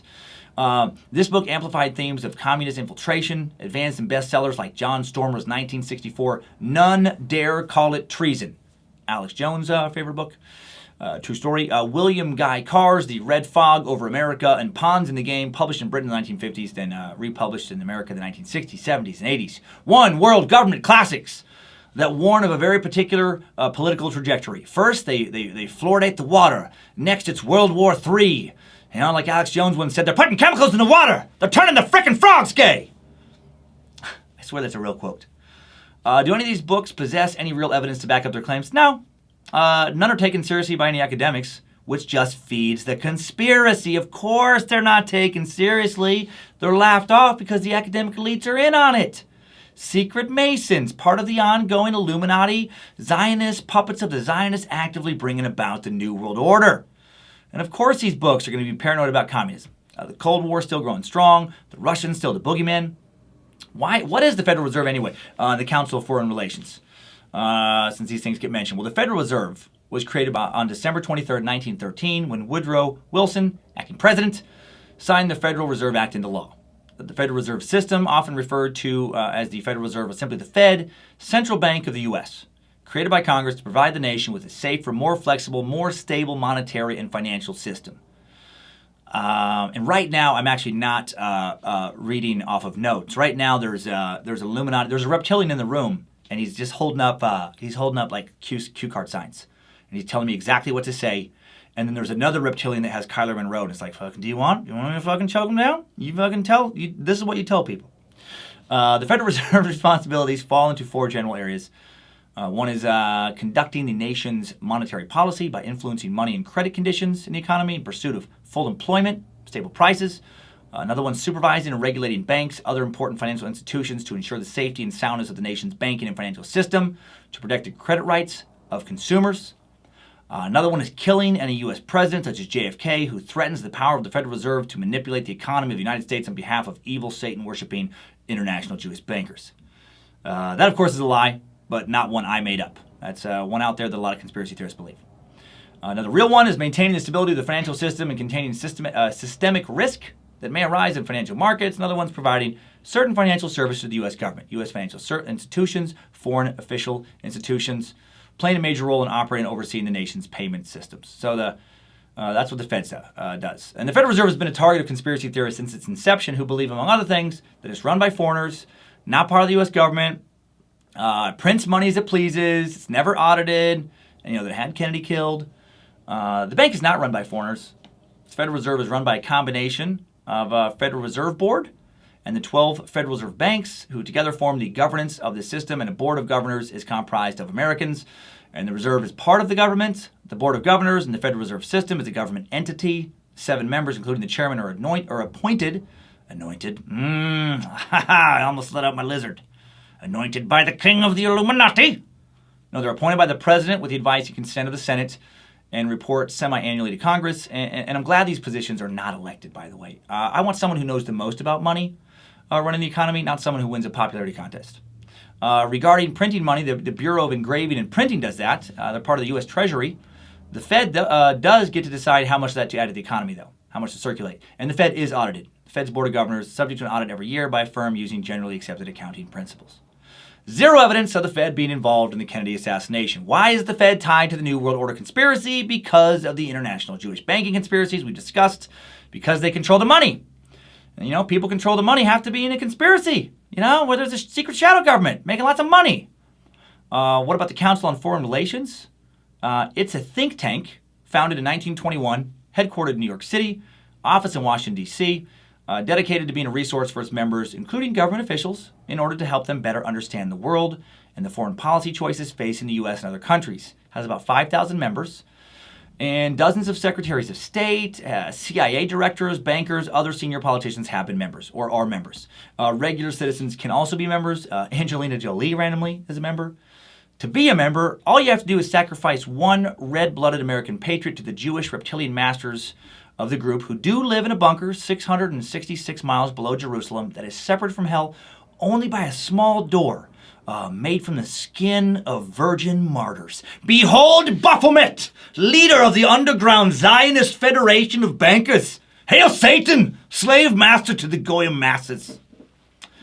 No. That'll now probably be edited out and spread around the internet as proof that I'm part of the conspiracy. Now, to become a member, you just have to be a U.S. citizen or a permanent resident applying to be citizen and pay annual dues. It's a group of people who understand that the U.S. is never going to enter some crazy isolationist period. We have to work with, we have to trade with, we have to provide aid and military to other fucking countries. So we should probably study how best to work with those countries. Easy to see, though, how this translates into working for a one-world government. Okay, 1972. Fierce Christian anti-communist paranoia and an interest in organizational, cultural activities were coming together in the late 50s and 60s, as well as evidence by the formation of the John Birch Society in 1958, which saw civil rights legislation, the rise of the welfare state, regulations around occupational safety as evidence of a coming one-world government. And then in 1972, conservative commentator Gary Allen publishes None Dare Call It Conspiracy, prefaced by California Congressman John Smits, which extends the paranoia to deficit spending and basic banking, offering tales of how organizations like the Council on Foreign Relations, the Trilateral Commission, carry forth the economic agenda of an invisible global power elite. It sells 5 million copies. New World Order! New World Order! Here come those fucking black UN helicopters. Our own government sold us out. Except those black helicopters still aren't here in 2018, right? We're still free. I can still say crazy shit on stage and on this mic, on this podcast. Come on, New World Order, how come you're not suppressing me? Or am I in on it? I mean, now that I think about it, there is a giant pentagram under the carpet in my basement that I did draw in blood of a local church leader that went missing. And if I push all 5 points of the pentagram at once, a secret tunnel does open up beneath my basement, and it does lead, now that I think about it, to the Denver airport. And it is full of Satan-worshipping reptilians and Jewish bankers they give me gold, they throw me bags of gold. Now, here's another bag of gold, spread your lies. To throw people off the truth. And all they asked was for me not to tell you guys about it. Fuck, God damn it! Hey, Joe, we're going to have to erase the last few minutes. Per the explicit instructions of my New World Order masters, Hail Lucifina. The Trilateral Commission, just mentioned them. Who are they? They're a non-governmental discussion group, a.k.a. think tank of sorts, founded by David Rockefeller. Rockefellers. In July 1973 to foster cooperation between Japan, Western Europe, and North America. They had their first biannual meeting in October of 1973 in Tokyo, when David Rockefeller proved his loyalty to the Japanese New World Order elite by eating a white Christian baby in front of his masters while pissing on an American flag, draped over a few more babies, while being anally penetrated by a train of 10 international Jewish bankers. Woo! New World Order! And they really did have their first meeting in Tokyo. David Rockefeller was a powerful U.S. banker who died in 2017 at the age of 101. He should have died at 71, but he lived off an infusion of reptilian DNA for another 30 years. His fortunes were estimated at over $3 billion at the time of his death. He also graduated cum laude from Harvard, 1936. Once dated JFK's sister Kathleen. Studied economics at the London School of Economics and got a PhD from the University of Chicago in 1940. He worked for the U.S. military intelligence offices in World War II. He was a CEO of Chase Manhattan Bank from 1969 to 1980. His family owns Chase Manhattan Bank. Chase Bank. The Rockefeller family initially made its money in petroleum in the late 19th century. John D. Rockefeller Sr., the patriarch, John D. Rockefeller Jr. would acquire Chase Bank, and they've been one of the wealthiest families in America ever since. And they talk with people from other countries, they promote relationships with other countries, and the only reason to do that is to form a New World Order. Wake up, sheeple. And Gary Allen, author of None Call It Conspiracy, the book, again, that Alex Jones would read as a teenager that would form his mind. He'd also write The Rockefeller File in 1976, all about the Rockefellers conspiring with international bankers to manipulate the world's economies and rule the New World Order. Okay, a year earlier, 1975, the chaos of the Illuminati myth spreading, Robert Anton Wilson, that anarchist Playboy writer, and another Playboy writer, Robert Shea, write the Illuminatus trilogy in 1975, which attributes cover-ups of our times, like great cover-ups like the JFK assassination, to the Illuminati. The books become such a surprise cult success that they're made into a successful stage play in Liverpool. Now it's one of the world's most popular theories. Even celebrities like Jay-Z and Beyonce take on the Illuminati symbolism. 1978, William Luther Pierce publishes The Turner Diaries, a vivid racist novel about the 2099 uprising of the downtrodden organization, a white revolutionary movement against the all-powerful system, the left-wing Jewish government. The book, which begins with the passage of gun control legislation, becomes a holy text of the paranoid, racist, kind of very far alt-right. Pierce was inspired by fear that the New World Order establishment would act first to confiscate the weapons of those who might resist the takeover. In 1983, former Air Force officer academic Tex Mars and his wife Wanda published A Perfect Name for Your Pet, Starts Harmless. First of many books they would write to help readers in their careers and personal lives. But then by the late 80s and early 90s, things start to fucking take some turns. Mars begins exposing the nefarious ways in which the political establishment is beholden to an antichrist, saying Newt Gingrich is a closet Marxist and a member of the occultic secret society known as the Bohemian Grove. He told that to a reporter in 1996. What's the Bohemian Grove? Well, every July, some of the richest and most powerful men in the world gather at a 2,700-acre compound in Monte Rio, California, for 2 weeks of heavy drinking, super secret talks, rituals, druid-like worship. Prominent business leaders, former U.S. presidents, musicians, oil barons, more have met under the guideline of weaving spiders come not here, which means business deals are to be left outside. But they're not always left outside. One exception, 1942. Planners of the Manhattan Project the planning of the Manhattan Project, took place at the Grove, which led to the creation of the atomic bomb. New World Order believer Alex Jones infiltrated the Grove with a cameraman in 2000 and captured footage of guys wearing costumes talking about nature, which it looks to me like just a summer camp for the wealthy and powerful. But are you sensing a pattern here? Whenever rich and powerful people meet in secret, especially if they meet with an international audience, it all feeds the New World Order conspiracy. On March 6, 1991, President George H.W. Bush gives a speech to Congress detailing the possibilities for global cooperation and internationalism in a post-Cold War world. And his speech includes a very poor choice of words. He says, "We can see a new world coming into view, a world in which there is a very real prospect of a new world order." Fucking alarm bells going off, hiding in plain sight. That Illuminati motherfucker selling us to the globalists. It's all there. Bush's words authorized a variety of fears, including that one world government overseen by the United Nations. The close of the Cold War introduces a new panic. The new World Order, announced by globalization and NAFTA-style borderlessness, is now coming into focus. It's tied to the UN. In 1991, Pat Robertson publishes the New World Order and crams a litany of villains, Freemasons, Wall Street, of course, the Council on Foreign Relations, New Age mystics, into a New York Times bestseller. In 1992, anxiety about NAFTA's effects on national sovereignty coursed through Operation Vampire Killer 2000. Its author, a former Arizona police sergeant named Jack McGlam, will found an organization called Police and Military Against the New World Order. He's taken it that fucking far. McGlam's vampires are metaphorical.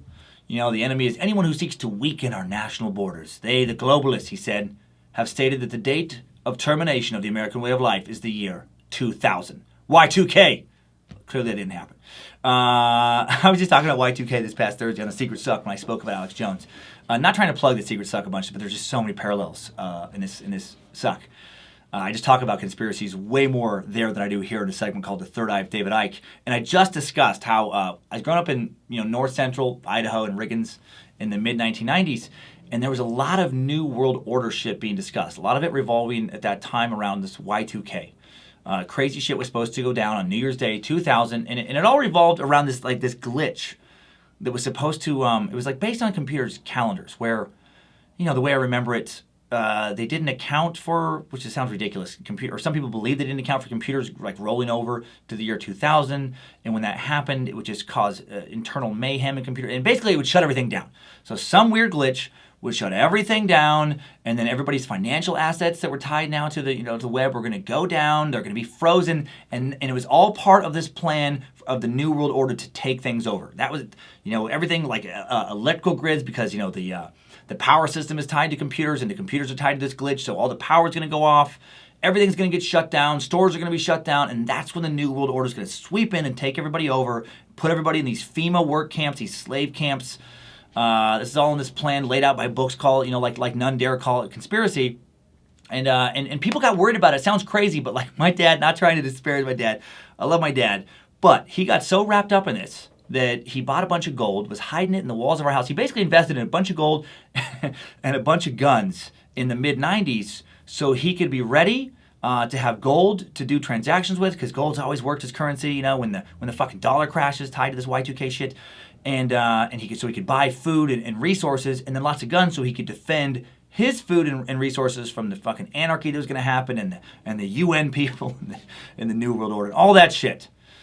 Yeah. So crazy. I mean, I remember people talking about supposedly there was UN troops hiding along the Canadian border, and they were going to come down with their black helicopters, and it was the Bilderbergers and the Trilateralists and all that kind of stuff. All based on New World Order stuff. The Bilderbergers, by the way, their name comes up a lot with this. The Bilderberg meeting is an annual conference held since 1964 in the Netherlands, named after the Bilderberg Hotel in Oosterbeek, Netherlands, where the first meeting took place. And the goal of the Bilderberg meeting is stated by the organization to bolster a consensus around free market Western capitalism around the globe.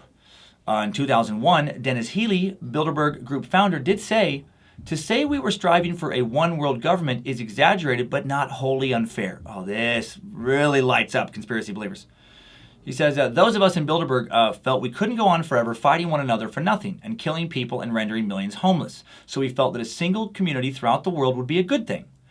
Bilderberg is a way of bringing together politicians, industrialists, financiers, and journalists. Politics should involve people who aren't politicians. We make a point of getting younger politicians who are obviously rising, bringing them together with financiers and industrialists who offer them wise words. It increases the chances of having a sensible global policy." And then when a journalist working for the UK's Guardian, John Ronson, asked Dennis in 2001, "Does going help your career?" he said, "Oh yes, your new understanding of the world will certainly help your career." And John said, "Which sounds like a conspiracy." And then Dennis said, "Crap, idiocy, crap. I've never heard such crap. That isn't a conspiracy. That is the world. It is the way things are done, and quite rightly so." So, dun, dun, dun, he kind of admitted it. One man admitted that, his group would prefer that the world have a uniform capitalistic government because he believes that would reduce war and homelessness. Is that an admission of a conspiracy, or just maybe overly optimistic, but very logical thinking? I mean, think about World War I we just talked about. If it was one government controlling all of that, would that have happened? I mean, possibly not. On November 30th, 1993, President Bill Clinton signs the Brady Handgun Violence Prevention Act, as everyone knows by now, especially after government sieges on Ruby Ridge and Waco. Gun control, the first step towards a one-world government. From 1993 to 2002, sounds silly, but the X-Files is out there, and it gives a generation the gift of extreme skepticism, right? Because the most compelling storylines in the X-Files weren't about UFOs, weren't about cryptids. It was about the smoking man, and about this secret shadow government conspiring with aliens to control us all. February 28th, 1995, the headquarters of the New World Order, a.k.a. the Denver International Airport, opens. This is a true rumor, and it comes from airport designers with a wicked sense of humor. The airport city and county planners, clearly either Freemasons or people who like to joke about Freemason conspiracies, they chose to dedicate the airport on March 19th, 1994. And if you add up the numbers in that, the 1994, 191994, you get 33. Right, the highest level in Freemasonry, the most important number in Freemasonry. Time capsule and plaques placed around the airport include Masonic symbols.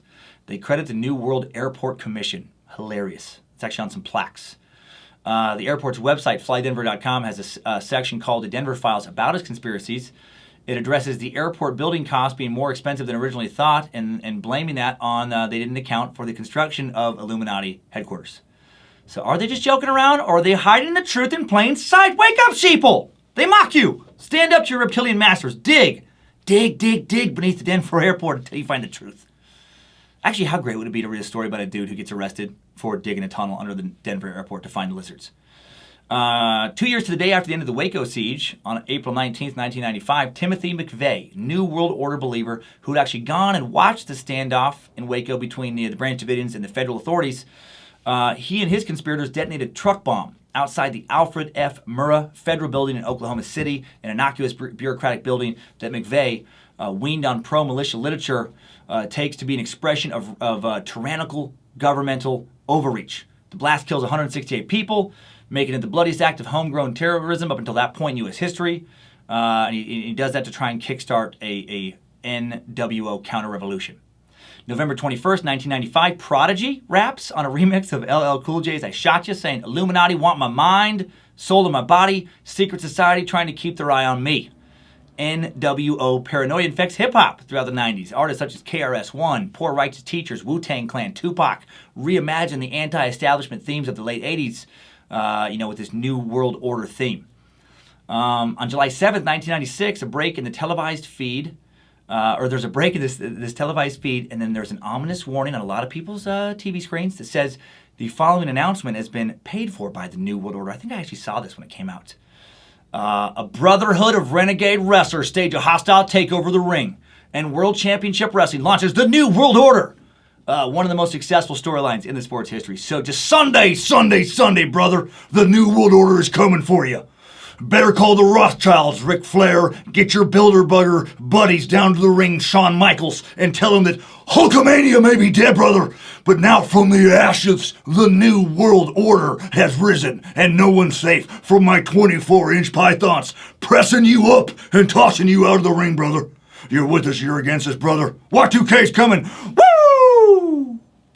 So, that happened. Couldn't help myself. Had to do it again. Okay, July 25th, 2001, radio host Alex Jones accuses the U.S. government of plotting terrorism, points to Osama bin Laden as the boogeyman they need in this Orwellian, phony system. After the World Trade Center's towers fall on September 11th, Alex Jones accuses the government of a cover-up. It was an inside job. He gets taken off FM and AM waves in about 70% of his markets, and he points to this as proof that he was right. The New World Order is trying to silence him. February 2007, the Montana House of Representatives issues a joint resolution standing against the NAFTA Superhighway, a series of roads running from Canada through the United States to Mexico that represent the first step in the erosion of our borders and the establishment of the New World Order. No such highway exists. Does that one sound good? Oh my gosh, sorry about that. I just, apparently the lizard is trying to get me. Even though I have my phone on, do not disturb. Shut the fuck up, Siri! That was weird. Guess I gotta turn it completely off because the fucking lizards just set my phone going crazy, Trying to keep me from the truth, you guys. How weird was that? Never happens. I have it in my pocket every single episode. Damn you, Illuminati! But anyway, no such highway exists. There's no plans to build. I don't know what the fucking Montana people were thinking about getting worried about this weird superhighway. I know people were thinking about it in Portland several years ago in a hotel shuttle. Lindsay and I had our ears talked off by some crazy dude talking about this New World Order superhighway that's going to cut the, country in half. He was talking about FEMA work camps. He said we better go, if we're going to go east of the Mississippi anytime, if we want to ever do that, basically, we better do it soon because pretty soon we won't be allowed to leave. We never got in that guy's shuttle again. October 13, 2008, British Prime Minister Gordon Brown calls for a new Bretton Woods so that the world's dominant economies might craft a vision for the global economy, interpreting Brown's comments as a confession of the NWO. Fox pundit Sean Hannity later proclaims that the conspiracy people have suggested this for years. March 2009, KRS-One raps, they put a blackface on the New World Order, referring to the inauguration of President Barack Obama. He didn't want anyone to think that just because you have a black president now doesn't mean the New World Order's gone. You got to stay woke. January 7, 2012, New York Magazine writes, Jay-Z and Beyonce welcome their first child into their lives. In an obvious nod to the reptilian overlords, they named their daughter Blue. Blue, which has to be an acronym. Born living under evil, Ivy, Illuminati's very youngest, Carter. Wake up, sheeple. I just thought that was a pretty funny joke that they wrote there. And I could list more examples, but I think you get the picture now. I think you get the picture of how this conspiracy has developed. I think we all understand it. So let's hop out of today's Timesuck timeline.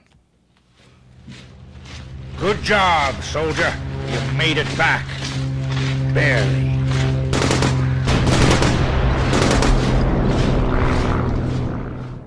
Okay, so now we know about the origins of the New World Order. It can be traced back to Freemasons, the original Illuminati, the Jewish bankers, a few powerful royal families. The Vatican gets mixed in sometimes, the Knights Templar. What's the common theme? People being afraid of secret societies, and also a lot of Christian fundamentalists, being afraid of Jewish secret societies. Not trying to piss off Christian timesuckers, but the history is what it is. And also look at the comment section of under any major conspiracy, and there is a lot of devil talk and so many Bible quotes, like so many. And I get it. A big no-no in Christian fundamentalism is idolatry, worship of false idols, because the Catholic Church has prayer candles and images of saints and the Virgin Mary. These are considered by many to be idols. And who wants you to worship idols? The devil. So what are people meeting in secret and performing rituals doing? Worshiping the devil. But again, to be clear, it's not just Christian fundamentalists. There is an inherent distrust amongst the poor also, and many of the uneducated towards the rich and the educated. Why do they get to be rich? What are they doing in their fancy getaways? Why do they get to go to Oak Grove? And why do they get to do all that stuff? They have their Bilderberger meetings. They must be fucking making secrets. They're doing some stuff in secrets. That's why they're rich and powerful. They're making deals. Who are they making deals with? People from other nations trying to sell us out. And then you mix in 200 plus years of conspiracy literature, and it all adds up to create just a big rabbit hole for someone to get lost in. And now with the web, it's easier than ever to get lost for thousands of hours.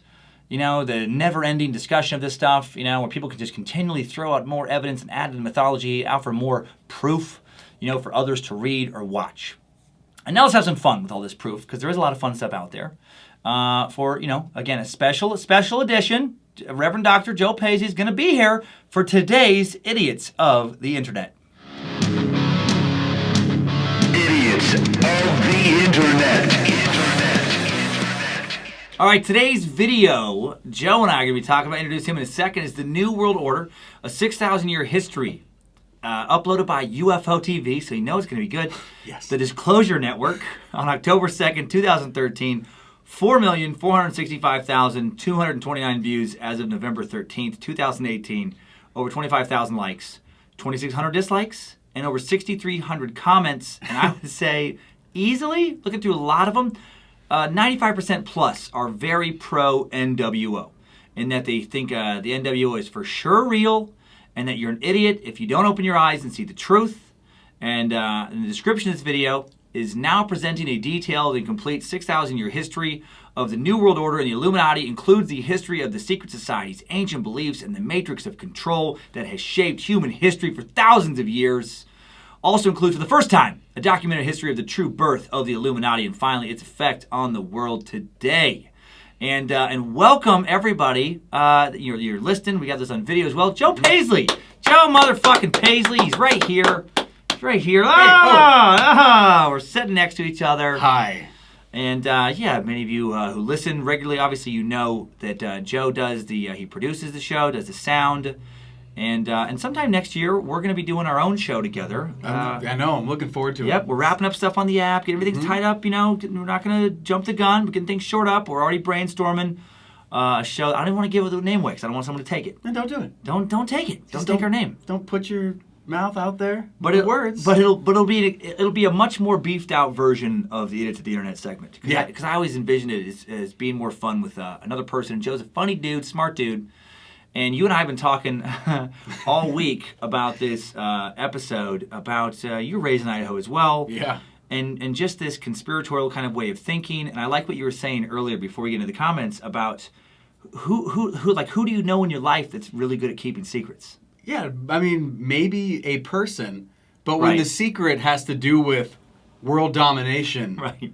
I don't know anybody that can keep that secret. Right. Let alone, if you look at it, if you're trying to plan a surprise birthday party, right, you're going to have a difficult time someone keeping that under wraps. A lot of times, it gets fucked up. Oh, what did I do? I did that a couple years ago. I'm not used to secret parties, and it was for my mom, and I fucked it up. And all I had to do was just not mention it, and I was like, and I remember I was with like my sister, Lindsay, and then I just completely forgot. And I just asked my mom, like, so what do you want to do for your party? And then my sister shot me like, are you fucking kidding me? Look.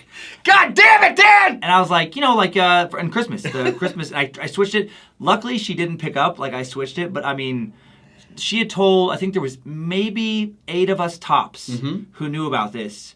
And we only had to keep the secret for 2 weeks, and I blew it. And it's hard to do. It's hard to keep secrets. Because you talk about stuff, and then when you have to, how many hundreds of thousands? I mean, what's the elite count? There isn't one, I'm assuming. No. So how many people are a part of the ring? Right. And it then, varies, I mean, you can draw the parallels between that and the flat Earth theory, where they think every government, along with every space agency and every employee, is just keeping it under wraps. To trick everybody. Right. Like everybody is in on it. Right. There's no fucking way.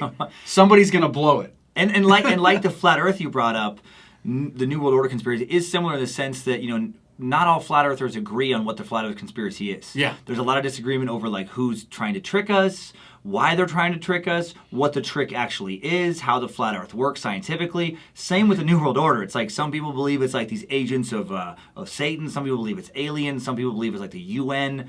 Combinations of those, and usually I think like when it's that murky, when there's that many different versions, that alone also is like, oh, come on, why is there that much disagreement if it's real? I picture the like street sign situation like in a Wizard of Oz type thing, right, where it's just 1,000 different arrows pointing 1,000 different directions, yes, and you get to pick which one goes there, and if you have enough different directions, then you can never be wrong. Right. There's infinite amount of reasons why it could still, games. It's still going. They shut down one street. Oh yeah. We got all these other reasons that it's still happening. And that's why and that's why these conspiracies will never go away because they are fun to talk about. I love them. Like a lot of the New World Order believers prior to the year 2000, as I talked about already.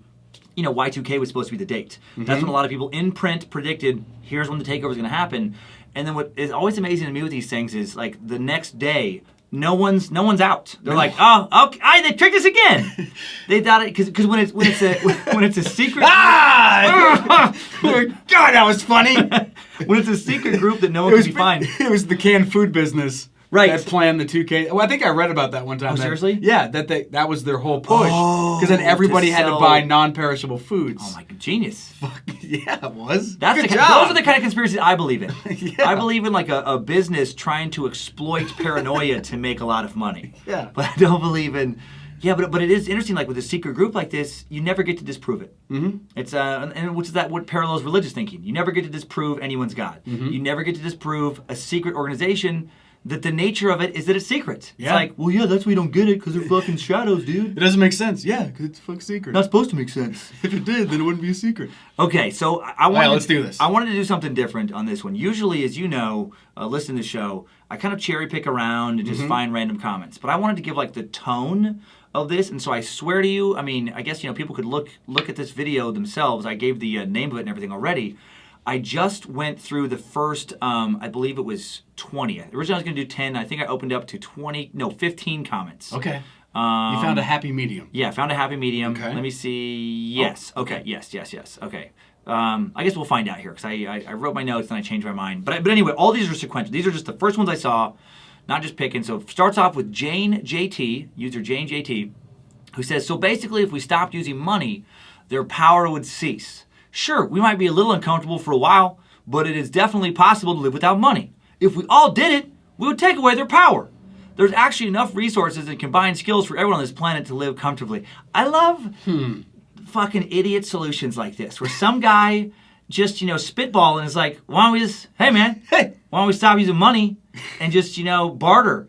Like, why don't you grab an axe? You can chop the wood. Right. Put it in the fireplace. Right. You're being comfortable for a little bit. You're going to be warm. Go kill an animal. You dumb shit. We're going to be fine. All of us. Right. Everybody. Right. This does not fucking work anymore. And that's the grand scheme of the idiocracy here. Right. Is that he's looking at it on a local level. Right. Like, he's looking at his friends and family. Like, stop spending money. Can you imagine if everyone...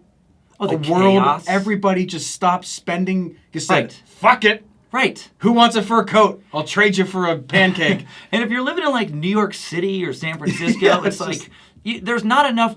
People don't know enough hunters. No. To barter for food and all that kind of stuff, and then like to make clothing. It's like we don't have those skills anymore. And since we lost, like in our country specifically, all our manufacturing base, or just a large portion of it, we don't have the skills to do that stuff anymore. You can't just like best case scenario. A small group of people in an area like ours in northern Idaho would be able to kind of scavenge together a shitty life in some cabin with no electricity or running water and live on just fucking venison and I don't even know, vegetables, vegetables. Yeah, the expansion of skills. Right. Like that money allows for humans to expand upon. Right. Like what you can do and still be a part of society and still specialized roles. Yeah, but if you take that away, you're going to be a fucking butcher, blacksmith, you're going to hunt, or you're going to pop out kids. Yeah. Like those are your options because you can't focus your effort everywhere else. Right, and we've gotten so far removed that I mean, we wouldn't last. No. Where it's like if Jane JT got to have his way 400 years ago, 300 or 400 years ago, maybe even, I don't know, maybe 150 years ago, some people will be okay because people used to live that way, kind of. Yeah. But even old-time fucking pioneers would still go to a trading post and stock up on flour and other stuff. It's like they weren't doing all of the skills. I think if you pull the money out and get people that miserable, that is actually a better step for the New World Order. Like they've got you by the balls even more. Oh, right. Because you just purposely put yourself into shit. That's like, true. I'm not going to survive. That would be what they wanted. If they shut down the money and were like, all right, if you want your money back and you want your power turned back on, you got to be part of the New World Order. Yeah, come on. And That's how they get you. Can I play Red Dead Redemption 2 again? No, you can't. But if I come back, can I? In real life. Can I come back? All right, then I'll fucking do it. I'll be part of the New World Order. Okay, I'll do it. I'll do it. Well, thanks, Jane. Thanks, Jane. So second post is John Shuck. And John posts, everything leads back to Lucifer. The Bible is the only book that makes sense. And I never want to pick on religious listeners, but I just glancing through, 50% there's a lot of the comments in this one are of that ilk. Of talking about of how this is Satan. Is Satan's predicted. plan. Yeah. But what I love about Satan's plan, it reminds me of like Armageddon apocalyptic type thinking, where it's like every generation has all these people, and you can see it all over the web now, where it's like, oh, this is it, end times are here.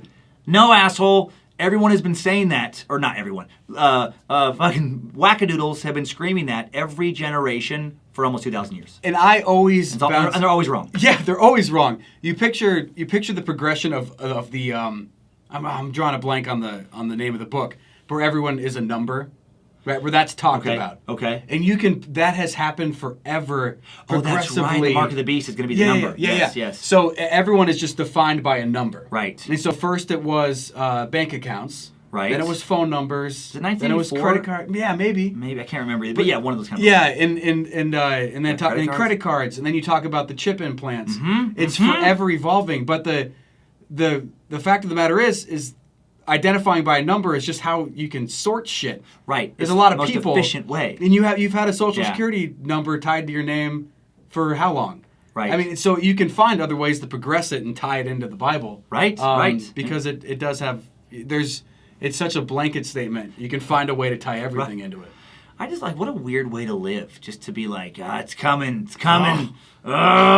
Just like waking up every day angry that the devil isn't here yet to kickstart the Armageddon that'll bring back Jesus. Like, come on, you guys, just fucking do it.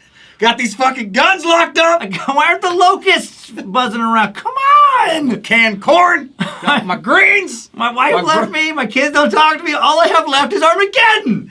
I got this bunker full of awesome shit. I've been waiting to use it. Come on, guys. Come on, Bible. Come on, please. Okay. The next post is, the third one is Baksho Dada. People just make up this weird name. But it says, shameful, no conscience, no morals, no guilt, occult secrecy, but like secret sigh is how the spelling that I always correct as I read these. He blew it. He's blown a lot of these words. A lot of these words. Occult secrecy. Oh, how a tangled web they weave when they practice to deceive. I wonder what would happen if all of humanity stopped paying their taxes, and put their foot down land, their middle finger up. If the whole of humanity did this all together, it would be a financial disaster. True. These corrupt organizations are nothing. without humanity. Humanity always holds the power. This guy really went on for a while. He let it go. The day we realize this is the day the occult order will crumble, for they think they have us mentality and physically with humanity's hands tied behind their backs. This has gone on too long in secrecy's hiding.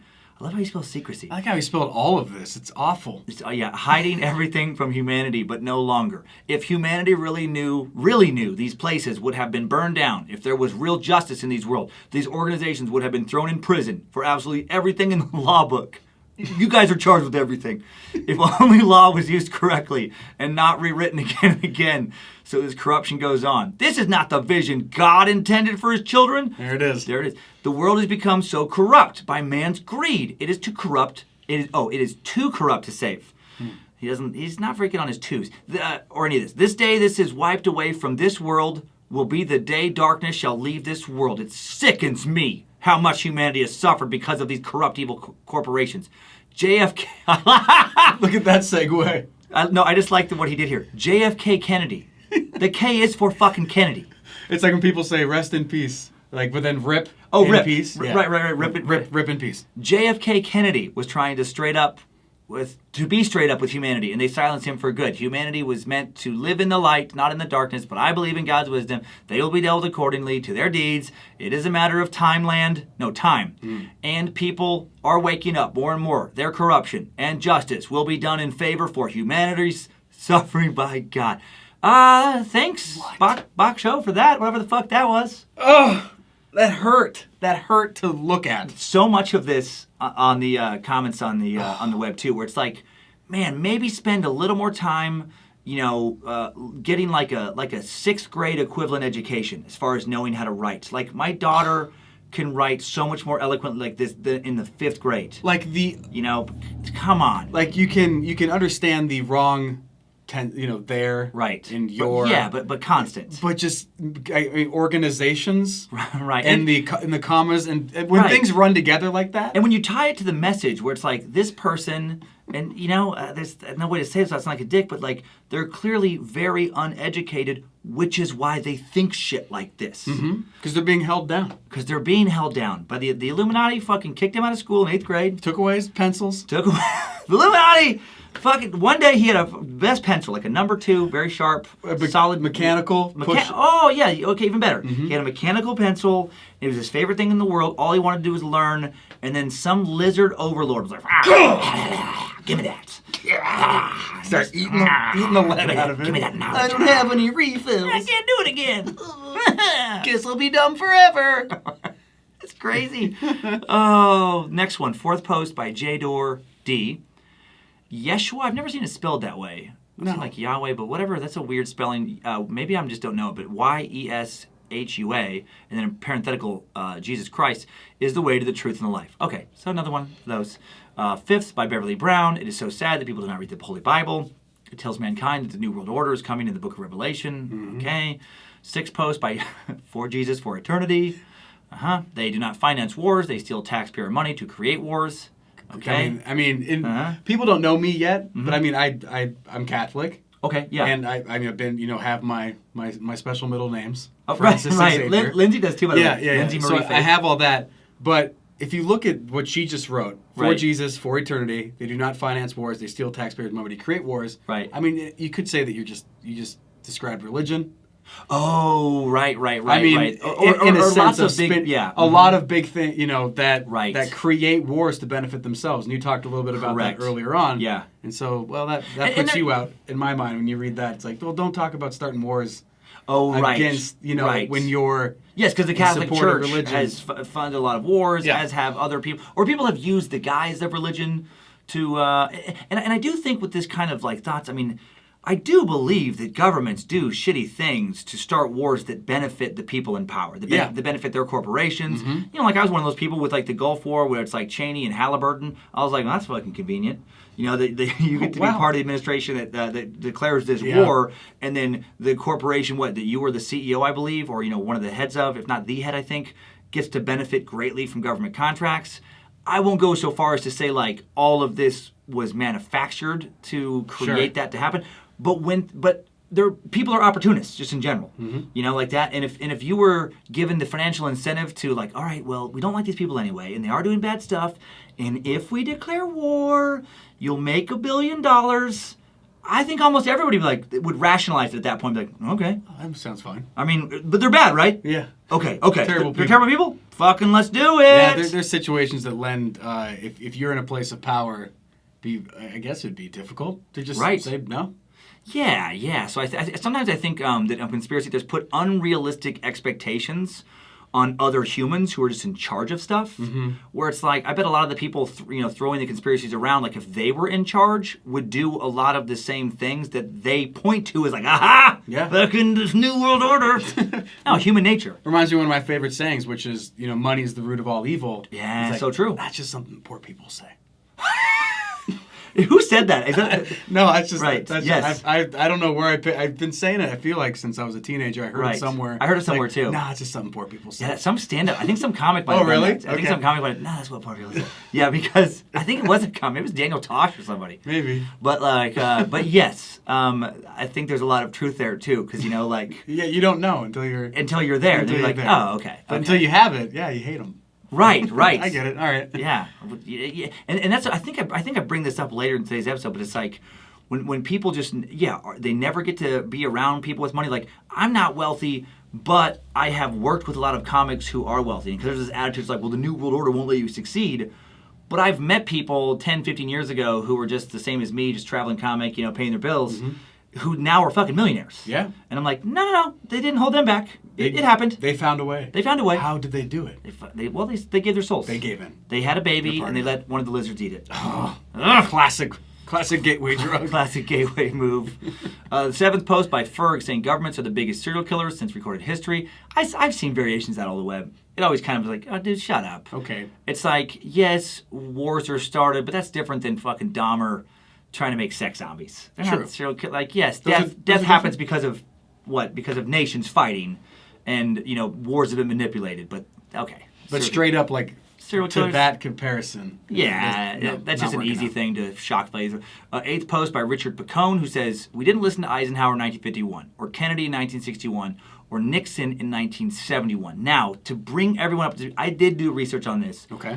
Just to get the facts, because I was like, what is this dude talking about? I figured he was talking about the military-industrial complex with Eisenhower. He just got the dates a little wrong. So I think, of course he did. Yeah. But he knows. We did listen to them in 1961 or 1972, and then but not 1951. In 1961, Eisenhower gave his farewell address on January 17th, and he warned us about the military-industrial complex, which I do love this speech. He said, until the latest of our world conflicts, the United States had no armaments industry.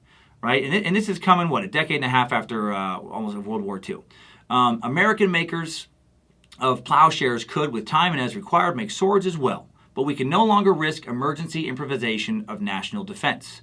We have been compelled to create a permanent armaments industry of vast proportions. Added to this, 3.5 million men and women are directly engaged in the defense establishment. And this is a military dude, Eisenhower, a career military dude.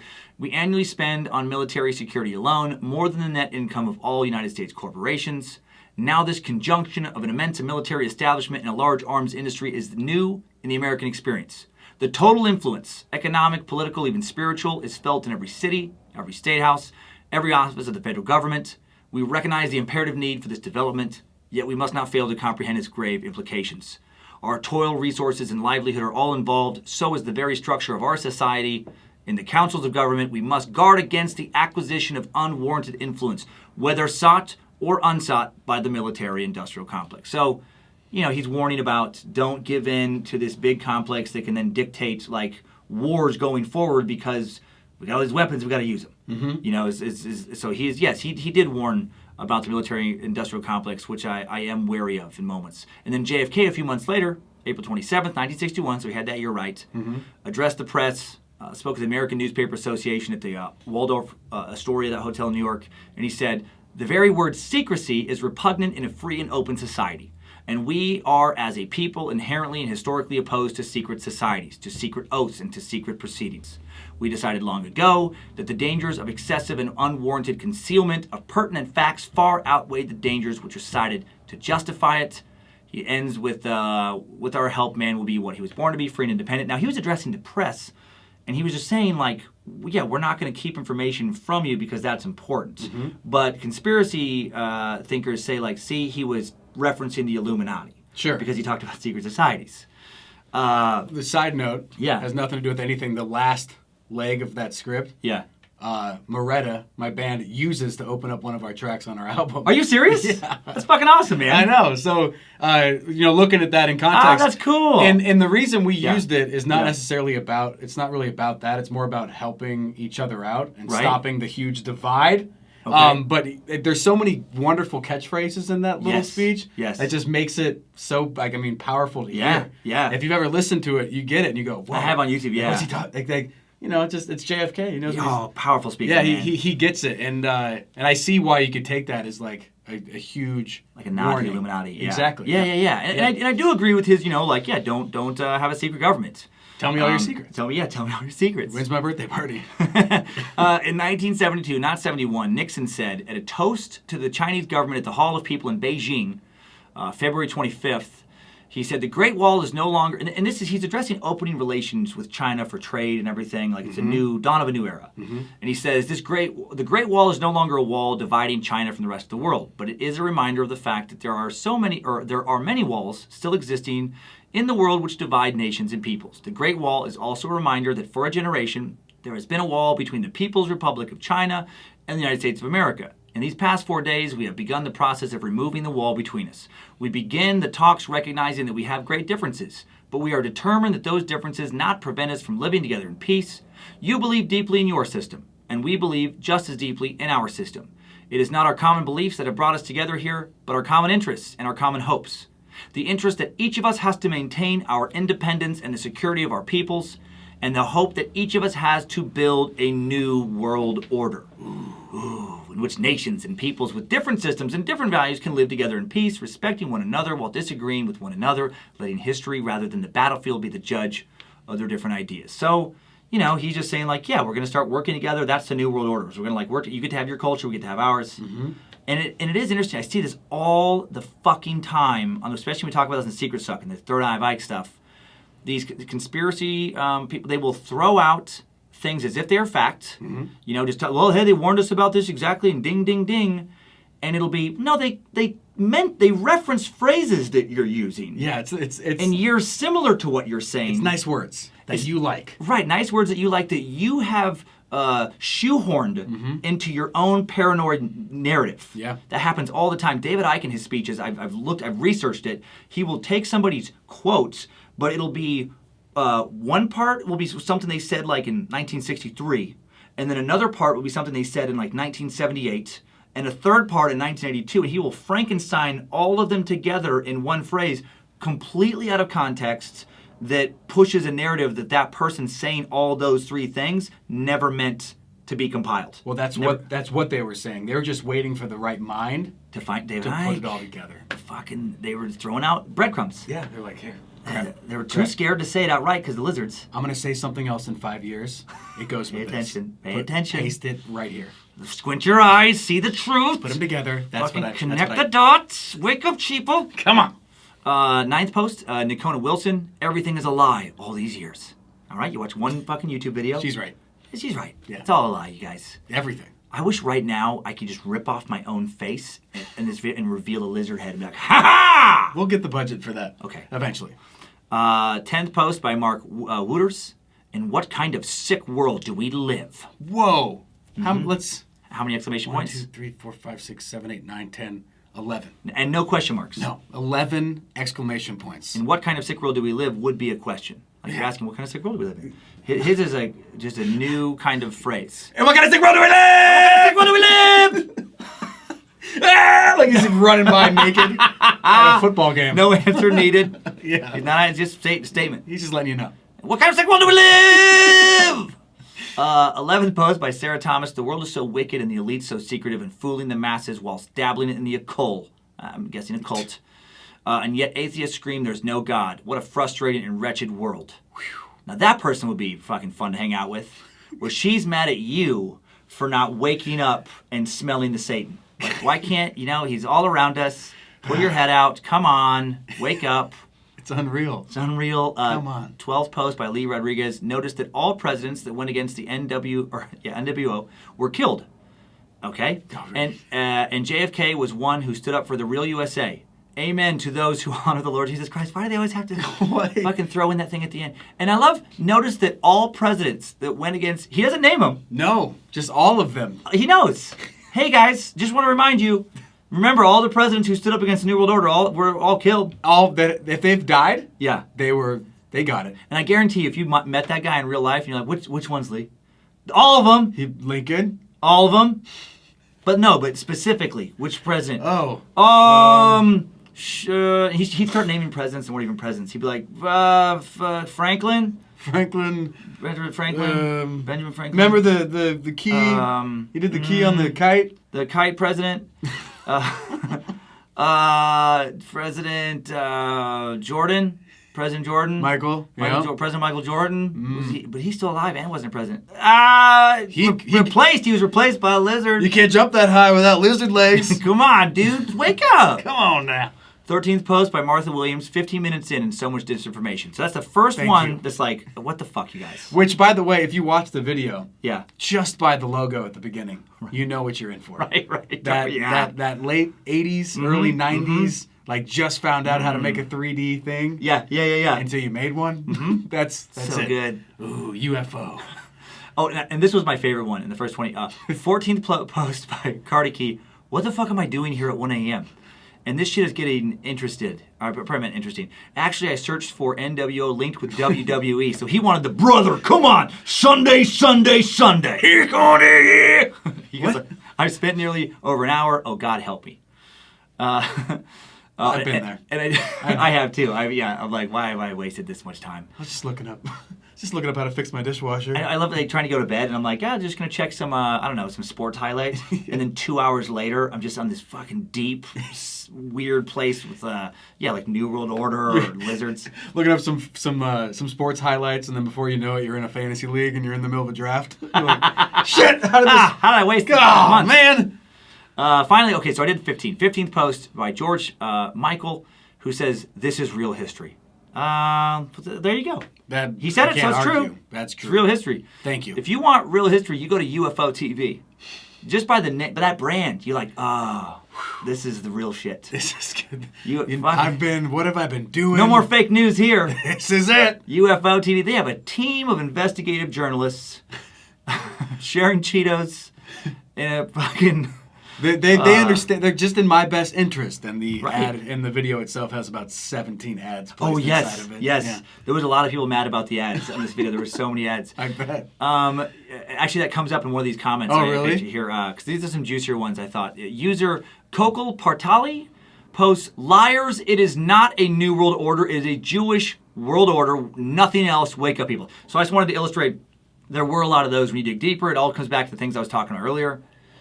User Graham Hughes post, my only question would be, when we are in this New World Order with one bank and one government, then how will they continue to make money from wars that supposedly won't then exist?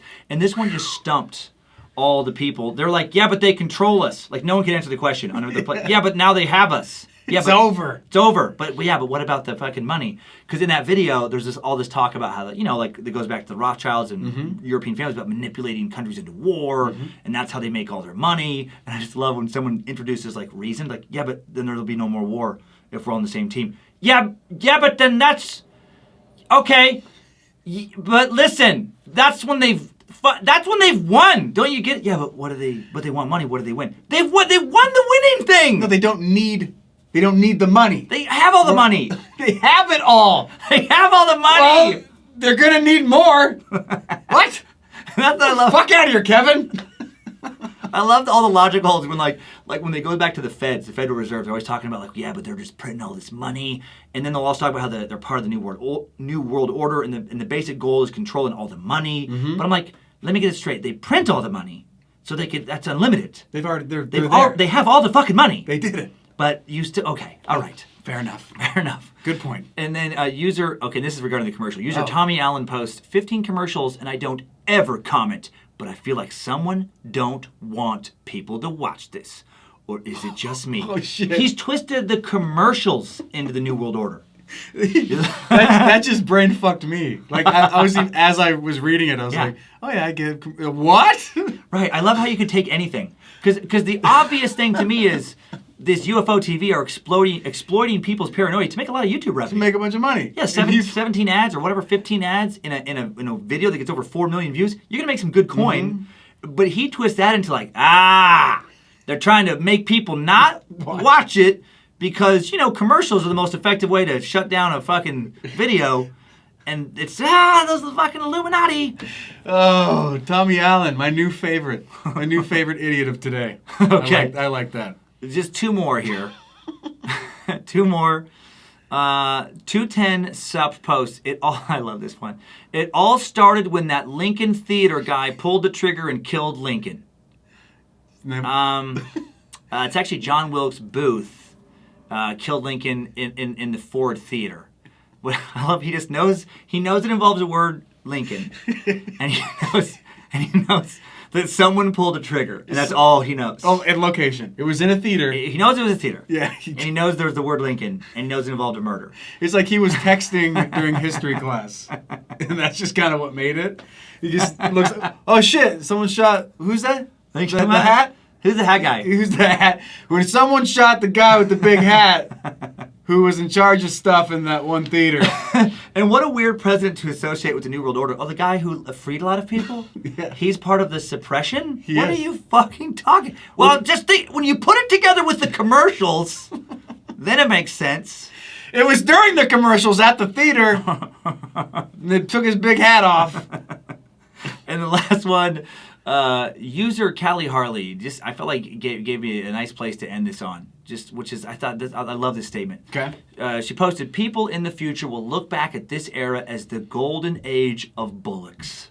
So true. It is true. We are in the golden age of fucking nonsense, of wackadoodleness. To our credit, Yes. we just got the internet.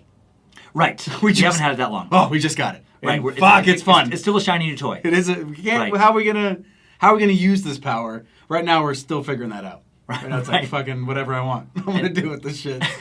And Joe and I are gonna use it to mock a lot more stuff sometime next year, man. We're gonna take it way past YouTube, take it into Yelp, and social media posts, make fun of ourselves, and do it because it is good. I think just to constantly talk about this stuff because it's becoming so pervasive that I feel like it's nice to have a weekly reminder of like, hey, don't fucking think like this, please. There's other people out there like you who are annoyed by the amount of disinformation and just arrogant baloney cakes. And there's so many real problems. That's what I was thinking about with stuff like this. Like, what if all the people worried about the New World Order, what if they all came together and like volunteered, took the time that they spend like ranting and railing about the New World Order and volunteered for like some organization that helps end, hunger or gives, drinking water to people who don't have it or works on vaccines for third world countries where, easily treatable diseases people are still dying of. Like, there's a lot of bad shit happening that you could help with. Yeah, but yes, why would you even try? Because you're going to put in a lot of work to get it going. Right, and then the Illuminati. They're going to stop you. Fucking New World Order! Never ends! It never, ever ends. But we're done. Thank you, Joe Paisley, for today's Idiots of the Internet. I hope you guys liked it. Idiots of the Internet. All right, so what have we learned really today? And again, that was so fun. Big thanks to Joe motherfucking Paisley, the Reverend Doctor, getting in here for some Idiots of the Internet. But what have we learned? I mean, that many people live in an enchanted world. And a lot of those people believe in conspiracies, people who believe in non-human entities, like the devil influencing wealthy and powerful people, like Jewish international bankers. Do I believe in the New World Order? No, not in the way that the conspiracy believers tend to believe. Not in some cartoonish way, where some nefarious force is going to enslave the population. Conspiracy theories remind me of doomsday prophesiers, where a lot of that Armageddon is coming talk. And as we said, there's a lot of that in the thread. People have been predicting the end of the world for hundreds and hundreds of years. As I talked about back in that Nostradamus suck, and those people have always been wrong. That's the thing they've always had in common. They've been wrong every fucking time. How many times is the Antichrist supposed to have shown up by a certain date? Hundreds, thousands? How many times has the Antichrist kicked off the apocalypse, in actuality? Zero. 0 times. The New World Order was supposed to take things over in 2000. Nothing happened. None dare call it treason. That primary modern New World Order text was published in 1964. It spelled out impending doom. It's coming quick. Well, 54 years later, no doom. More freedoms. Weed wasn't legal in any state back in 1964. We still have AR-15s. Homosexuals have a lot more rights overall than they did in 1964. Same-sex marriage wasn't allowed anywhere. In 1964, abortion was a felony in every state. So some totalitarian government that just, taking away all of our rights, well, the opposite has happened. The Illuminati wanted to take over the world in the 1780s. And what did they take over? Not a damn thing. But conspiracy theorists will tell you it's all because it's been done in secret. Right? They are doing things in secret, some kind of things. They're not sure what. Read the comments of several videos and a lot of talk about how you can't get out of debt. The Illuminati just won't let you. They've already taken everything. They fixed the economy against you. But like I was saying to Joe, where it's like, no, man, people are becoming millionaires. Alex Jones, one of the leading voices of this NWO conspiracy, he's become a millionaire talking about people not being allowed to prosper. Leading New World Order voice, David Icke, he's a millionaire off of the same thing. I know several comics, like I said before, now millionaires. I went to school with this middle-class kid at Gonzaga. He actually dropped out after his freshman year. Ran into him 15 years later, millionaire, started his own business, kicking ass. People break through all the fucking time. Do I think some people want a New World Order? Yeah, I do. That guy from the Bilderbergers, he did admit as much. In many ways, theoretically, it could make life better. What if we did all come together as one people? What if we all came together as a unified species? We could, in theory, stop fighting each other. I'm not sure that's even in our nature. I'm not sure that's even possible. But what if it was? What if we could end war? What if we could realize that nationalism does lead to war? That nationalism we talked about in last week's World War I sucked. That attitude of our country is the best, we deserve the most, and your country sucks, and you can fucking die for all I care. That attitude has been around for a long time. That's led to a lot of wars. Century after century, what if just really educated people understand that and they hold conferences to talk about that and they keep their meetings secret so the members can talk openly about these types of things without worrying about paranoid nationalistic, ignorant, kind of racist idiots of the internet taking their quotes out of context and slandering them. I don't know. I guess if I'm open to discussing the possibility of trying to bring about a New World Order someday. What if it is better? I think it's worth considering. Might not work, but just is considering an idea just, such a terrifying thing? I don't think so. That's not what freedom is. Freedom is, isn't running around chanting USA, USA, love it or leave it. No, it's about asking tough questions like, what if there was a better way? And again, this is from somebody who I'm not sure that I think one world government could even work. And I also don't think that it'll happen anywhere close to my lifetime. Too many people worldwide still too deeply rooted in historic rivalries, religious dissension, nationalism. Too many people are xenophobic. But maybe someday. The world's only going to get smaller as transportation and communication technology advances. Maybe a new world order is inevitable. It might take 100 years or 500 or 1,000. It might not work. What if it does? What if someday a new world order doesn't bring the Antichrist and enslavement of the world's poor? What if it brings the greatest period of peace, equality, and harmony the world has ever seen? The irony of that. I'm rooting for that. And before we move on to this, the last couple segments, I do want to say, Christian listeners, not trying to pick on you again in this episode, and I do realize that the overwhelming majority of you, are more frustrated, I'm sure, than I am by the comments, like we talked about, it's the internet, and, just because you happen to worship the same God doesn't mean you share a lot of the same beliefs. I get it. And now it is time for today's Top 5 Takeaways. Timesuck Top 5 Takeaways. The origin of the New World Order conspiracy is the real Illuminati, a group of free-thinking Bavarian intellectuals led by Adam Weishaupt, who did want to overthrow the world's governments and also its religious leaders and start a new world order back in the 1770s and the 1780s.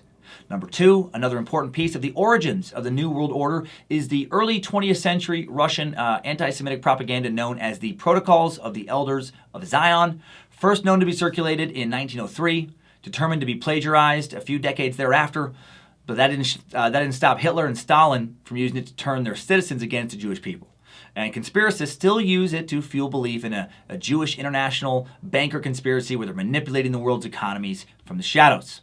Number 3, Playboy writer Robert Anton Wilson stirred the Illuminati pot in the 1960s with his anarchist publishing of Illuminati conspiratorial wheelings and dealings in Playboy magazine and in a variety of books. Number 4, in 1972, the conservative commentator Gary Allen published None Dare Call It Conspiracy, which extended existing counterculture paranoia about a shadow government to deficit spending, basic banking, offered tales of how organizations like the Council on Foreign Relations and the Trilateral Commission carry forth the economic agenda of an invisible global power elite. And it sold 5 million copies and embedded fear of the new world order into the American consciousness that remains there to this day. Number 5, new info. Let's talk about a way to determine if something is a conspiracy or not. We talked about counteracting in the very beginning of the episode, counteracting conspiratorial thinking. I think the most important element of this maybe it's Occam's razor. I don't know if you've heard of Occam's razor before. William of Occam, he was a 14th century English philosopher, Franciscan friar, celebrated for developing the law of parsimony, better known today as Occam's razor. And according to the razor principle, this philosophic principle, the simplest explanation for an event is almost always the best. Shave away any extraneous assumptions, and what you've got left is usually the truth. So the obvious answer is usually the truth, is what he talked about, and I like it. This is the exact opposite of conspiratorial type thinking. Like applying Occam's razor to a few conspiracies, just to kind of illustrate this, like the birther conspiracy with Obama. Either Barack Obama was actually born in Hawaii, or an international plot unfolded over multiple decades to conceal his Kenyan birthplace and install him in the presidency. Which of those is the most simple? He's fucking born in Hawaii.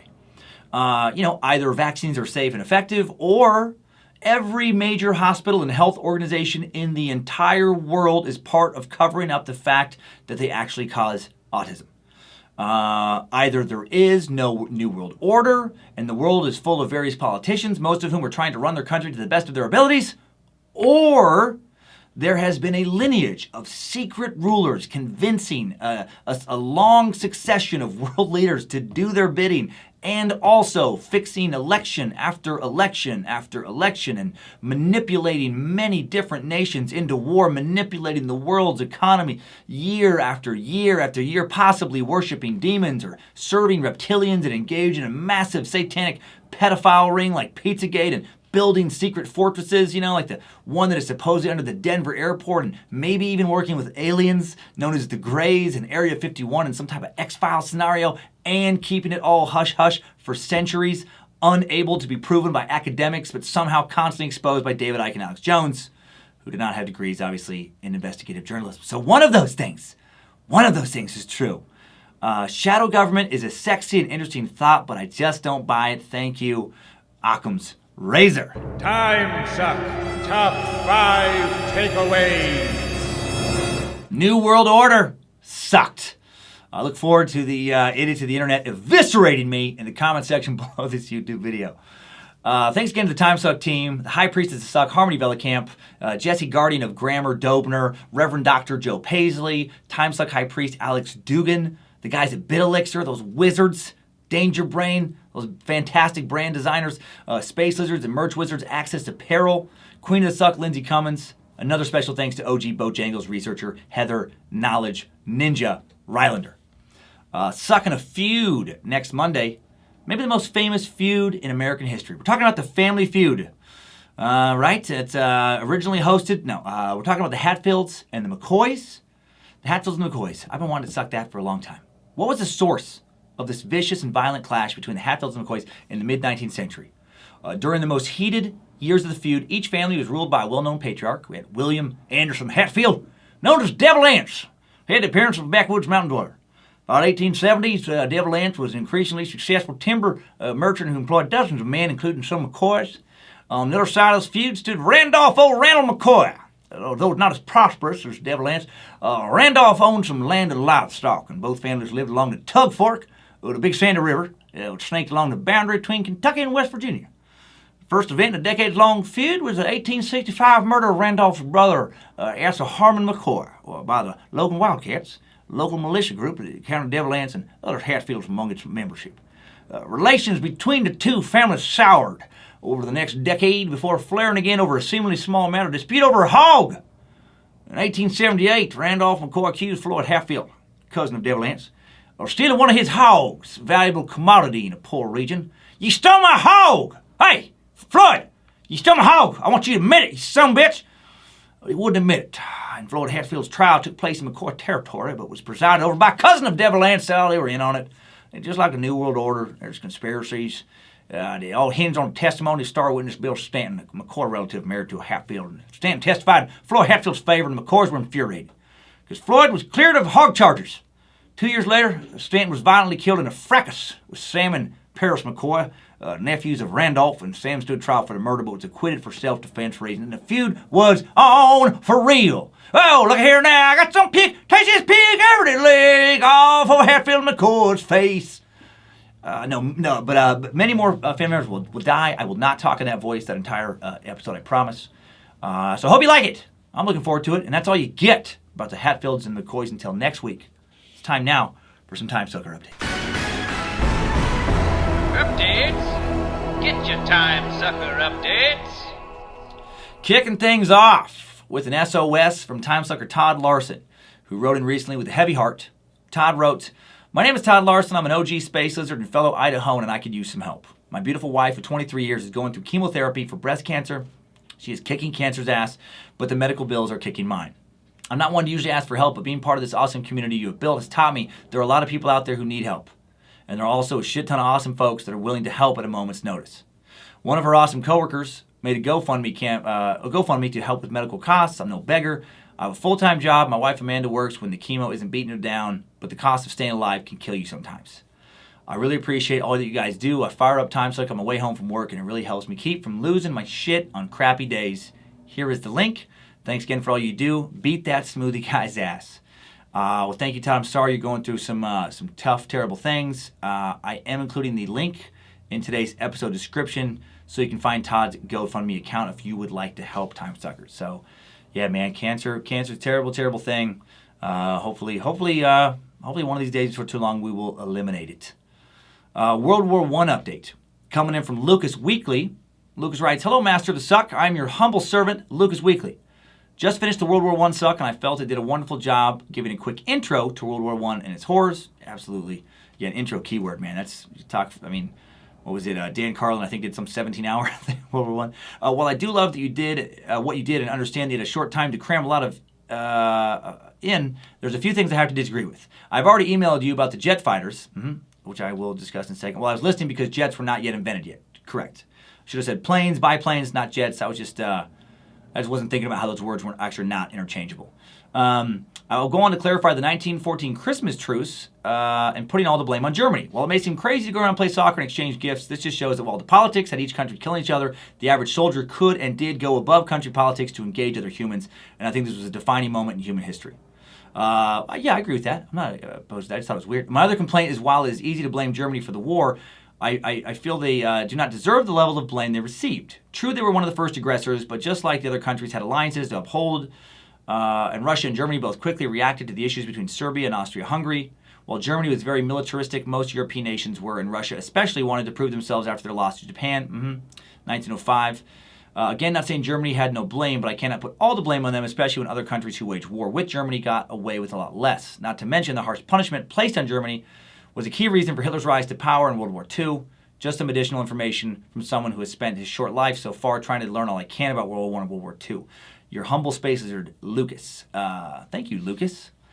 P.S. Sorry for the long message. Nah, man, no apologies necessary. I agree. There were a lot of other nations that were aggressors. However, I guess I disagree still with the blame on Germany situation because, while a lot of other countries, were quick to jump into the war, they didn't have that Schlieffen plan in place. They weren't chomping at the bit to enact a very calculated, aggressive maneuver against both France and Russia that would then lead to a hostile takeover of basically all of Europe. They had that ready to go. They tried it right away. They went straight for it, and they lost. You know, they tried to take over Europe and it didn't happen. And when you lose wars, I mean, it's just that thing where you get punished. Is it fair? Nah, probably not. But if you don't want to be possibly punished unfairly, then don't start a fucking war you can't win. You know, it's that thing of like, to the victor go the spoils, and to the loser goes the blame. To me, that's just, I look at it like that's the way things work, or the way things kind of work. Yeah, where it's like when you win a war, you get to kind of rewrite history a little bit and decide, who should get punished. But when you lose a war, well, yeah, a lot of times it probably isn't fair. Next update comes in from Von Beck, who writes, Dear Dan Cummins, a.k.a. Master Suckington, the Third Esquire. Well, goddamn, sir, I'm a newly acquired Timesucker, and I have to say I'm thankful I found your podcast, all thanks to the Pandora station I created, which gave me countless hours of gut-wrenching laughter. However, what I'm really emailing you about is to say thank you for making me interested in learning again. I'm an over-the-road truck driver. Oh, yeah, I'm a truck driver, so all I really have is music and podcasts to keep me company. In about a month and a half, I'd gotten completely caught up and filled with a passion and thirst for knowledge, as well as a more open-minded view for the world that is not as black and white as many try to make it seem to be. Yes. So my wife and I, Lindsay and I, talk about gray. The world is very, very gray. I don't always agree with your views. I hear that a lot too, and I like it. I like the disagreements, but I always find them to be presented fairly and open. I know this is a little long-winded, so I'll wrap it up here. I wanted so badly to come and meet you at Dr. Grin's in Grand Rapids, Michigan, November 16th, but unfortunately, on the road until Thanksgiving. Man, drive safe. If I could give you my wonderful fiance and soon-to-be wife's Morgan... Oh, if you could give my wonderful fiance and soon-to-be wife Morgan Collins a shout-out. We just moved into our first real place together. And she's feeling real alone and down lately. That would be amazing. Sorry for the long email. Love your comedy. Love your podcast. Please keep it up. Hail Nimrod.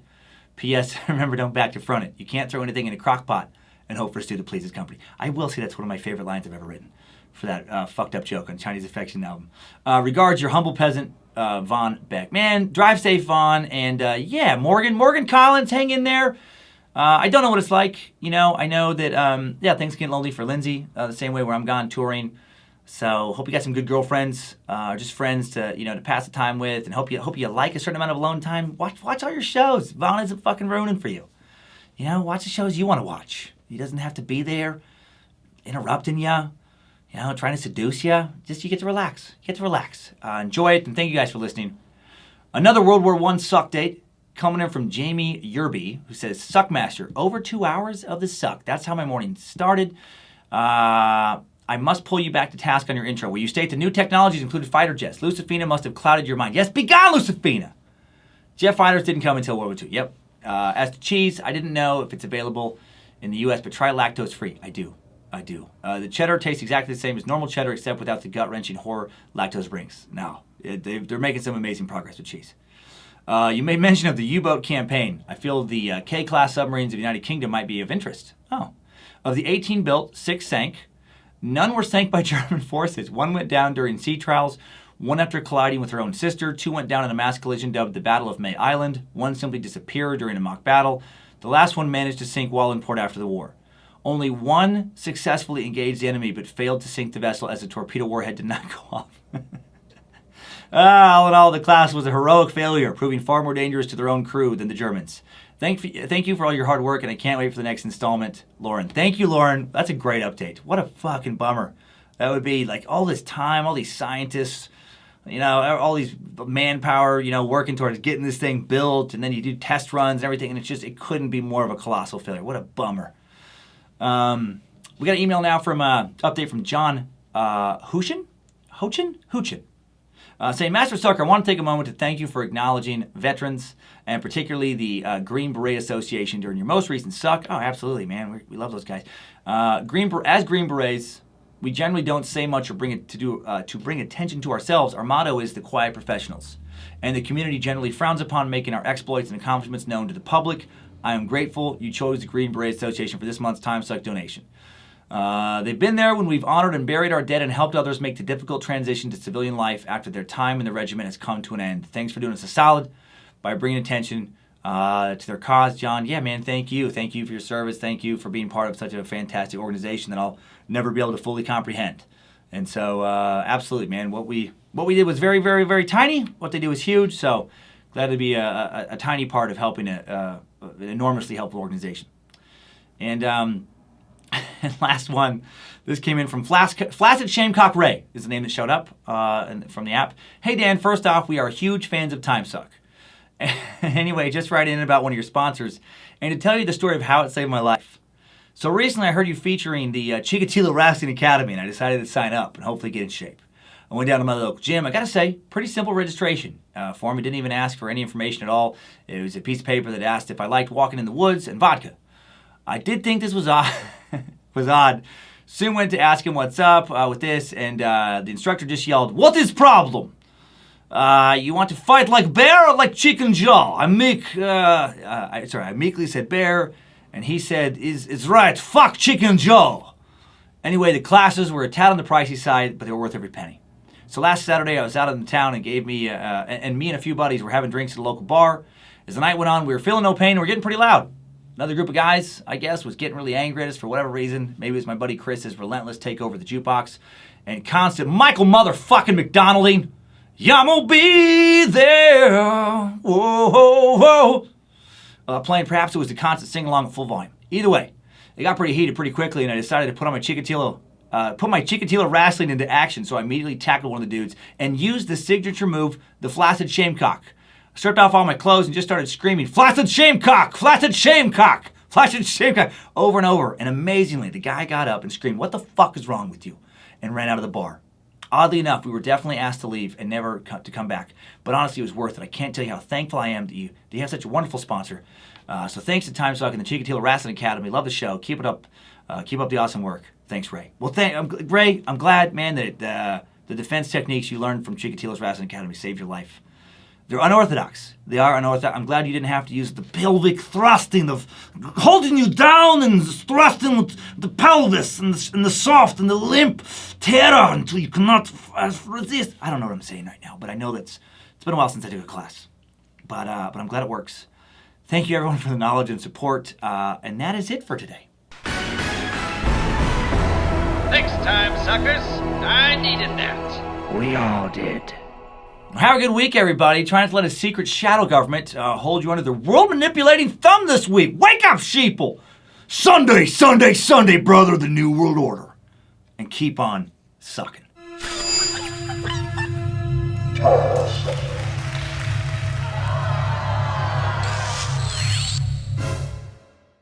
"24-inch lizard pythons of terror. Can you feel the power, brother?"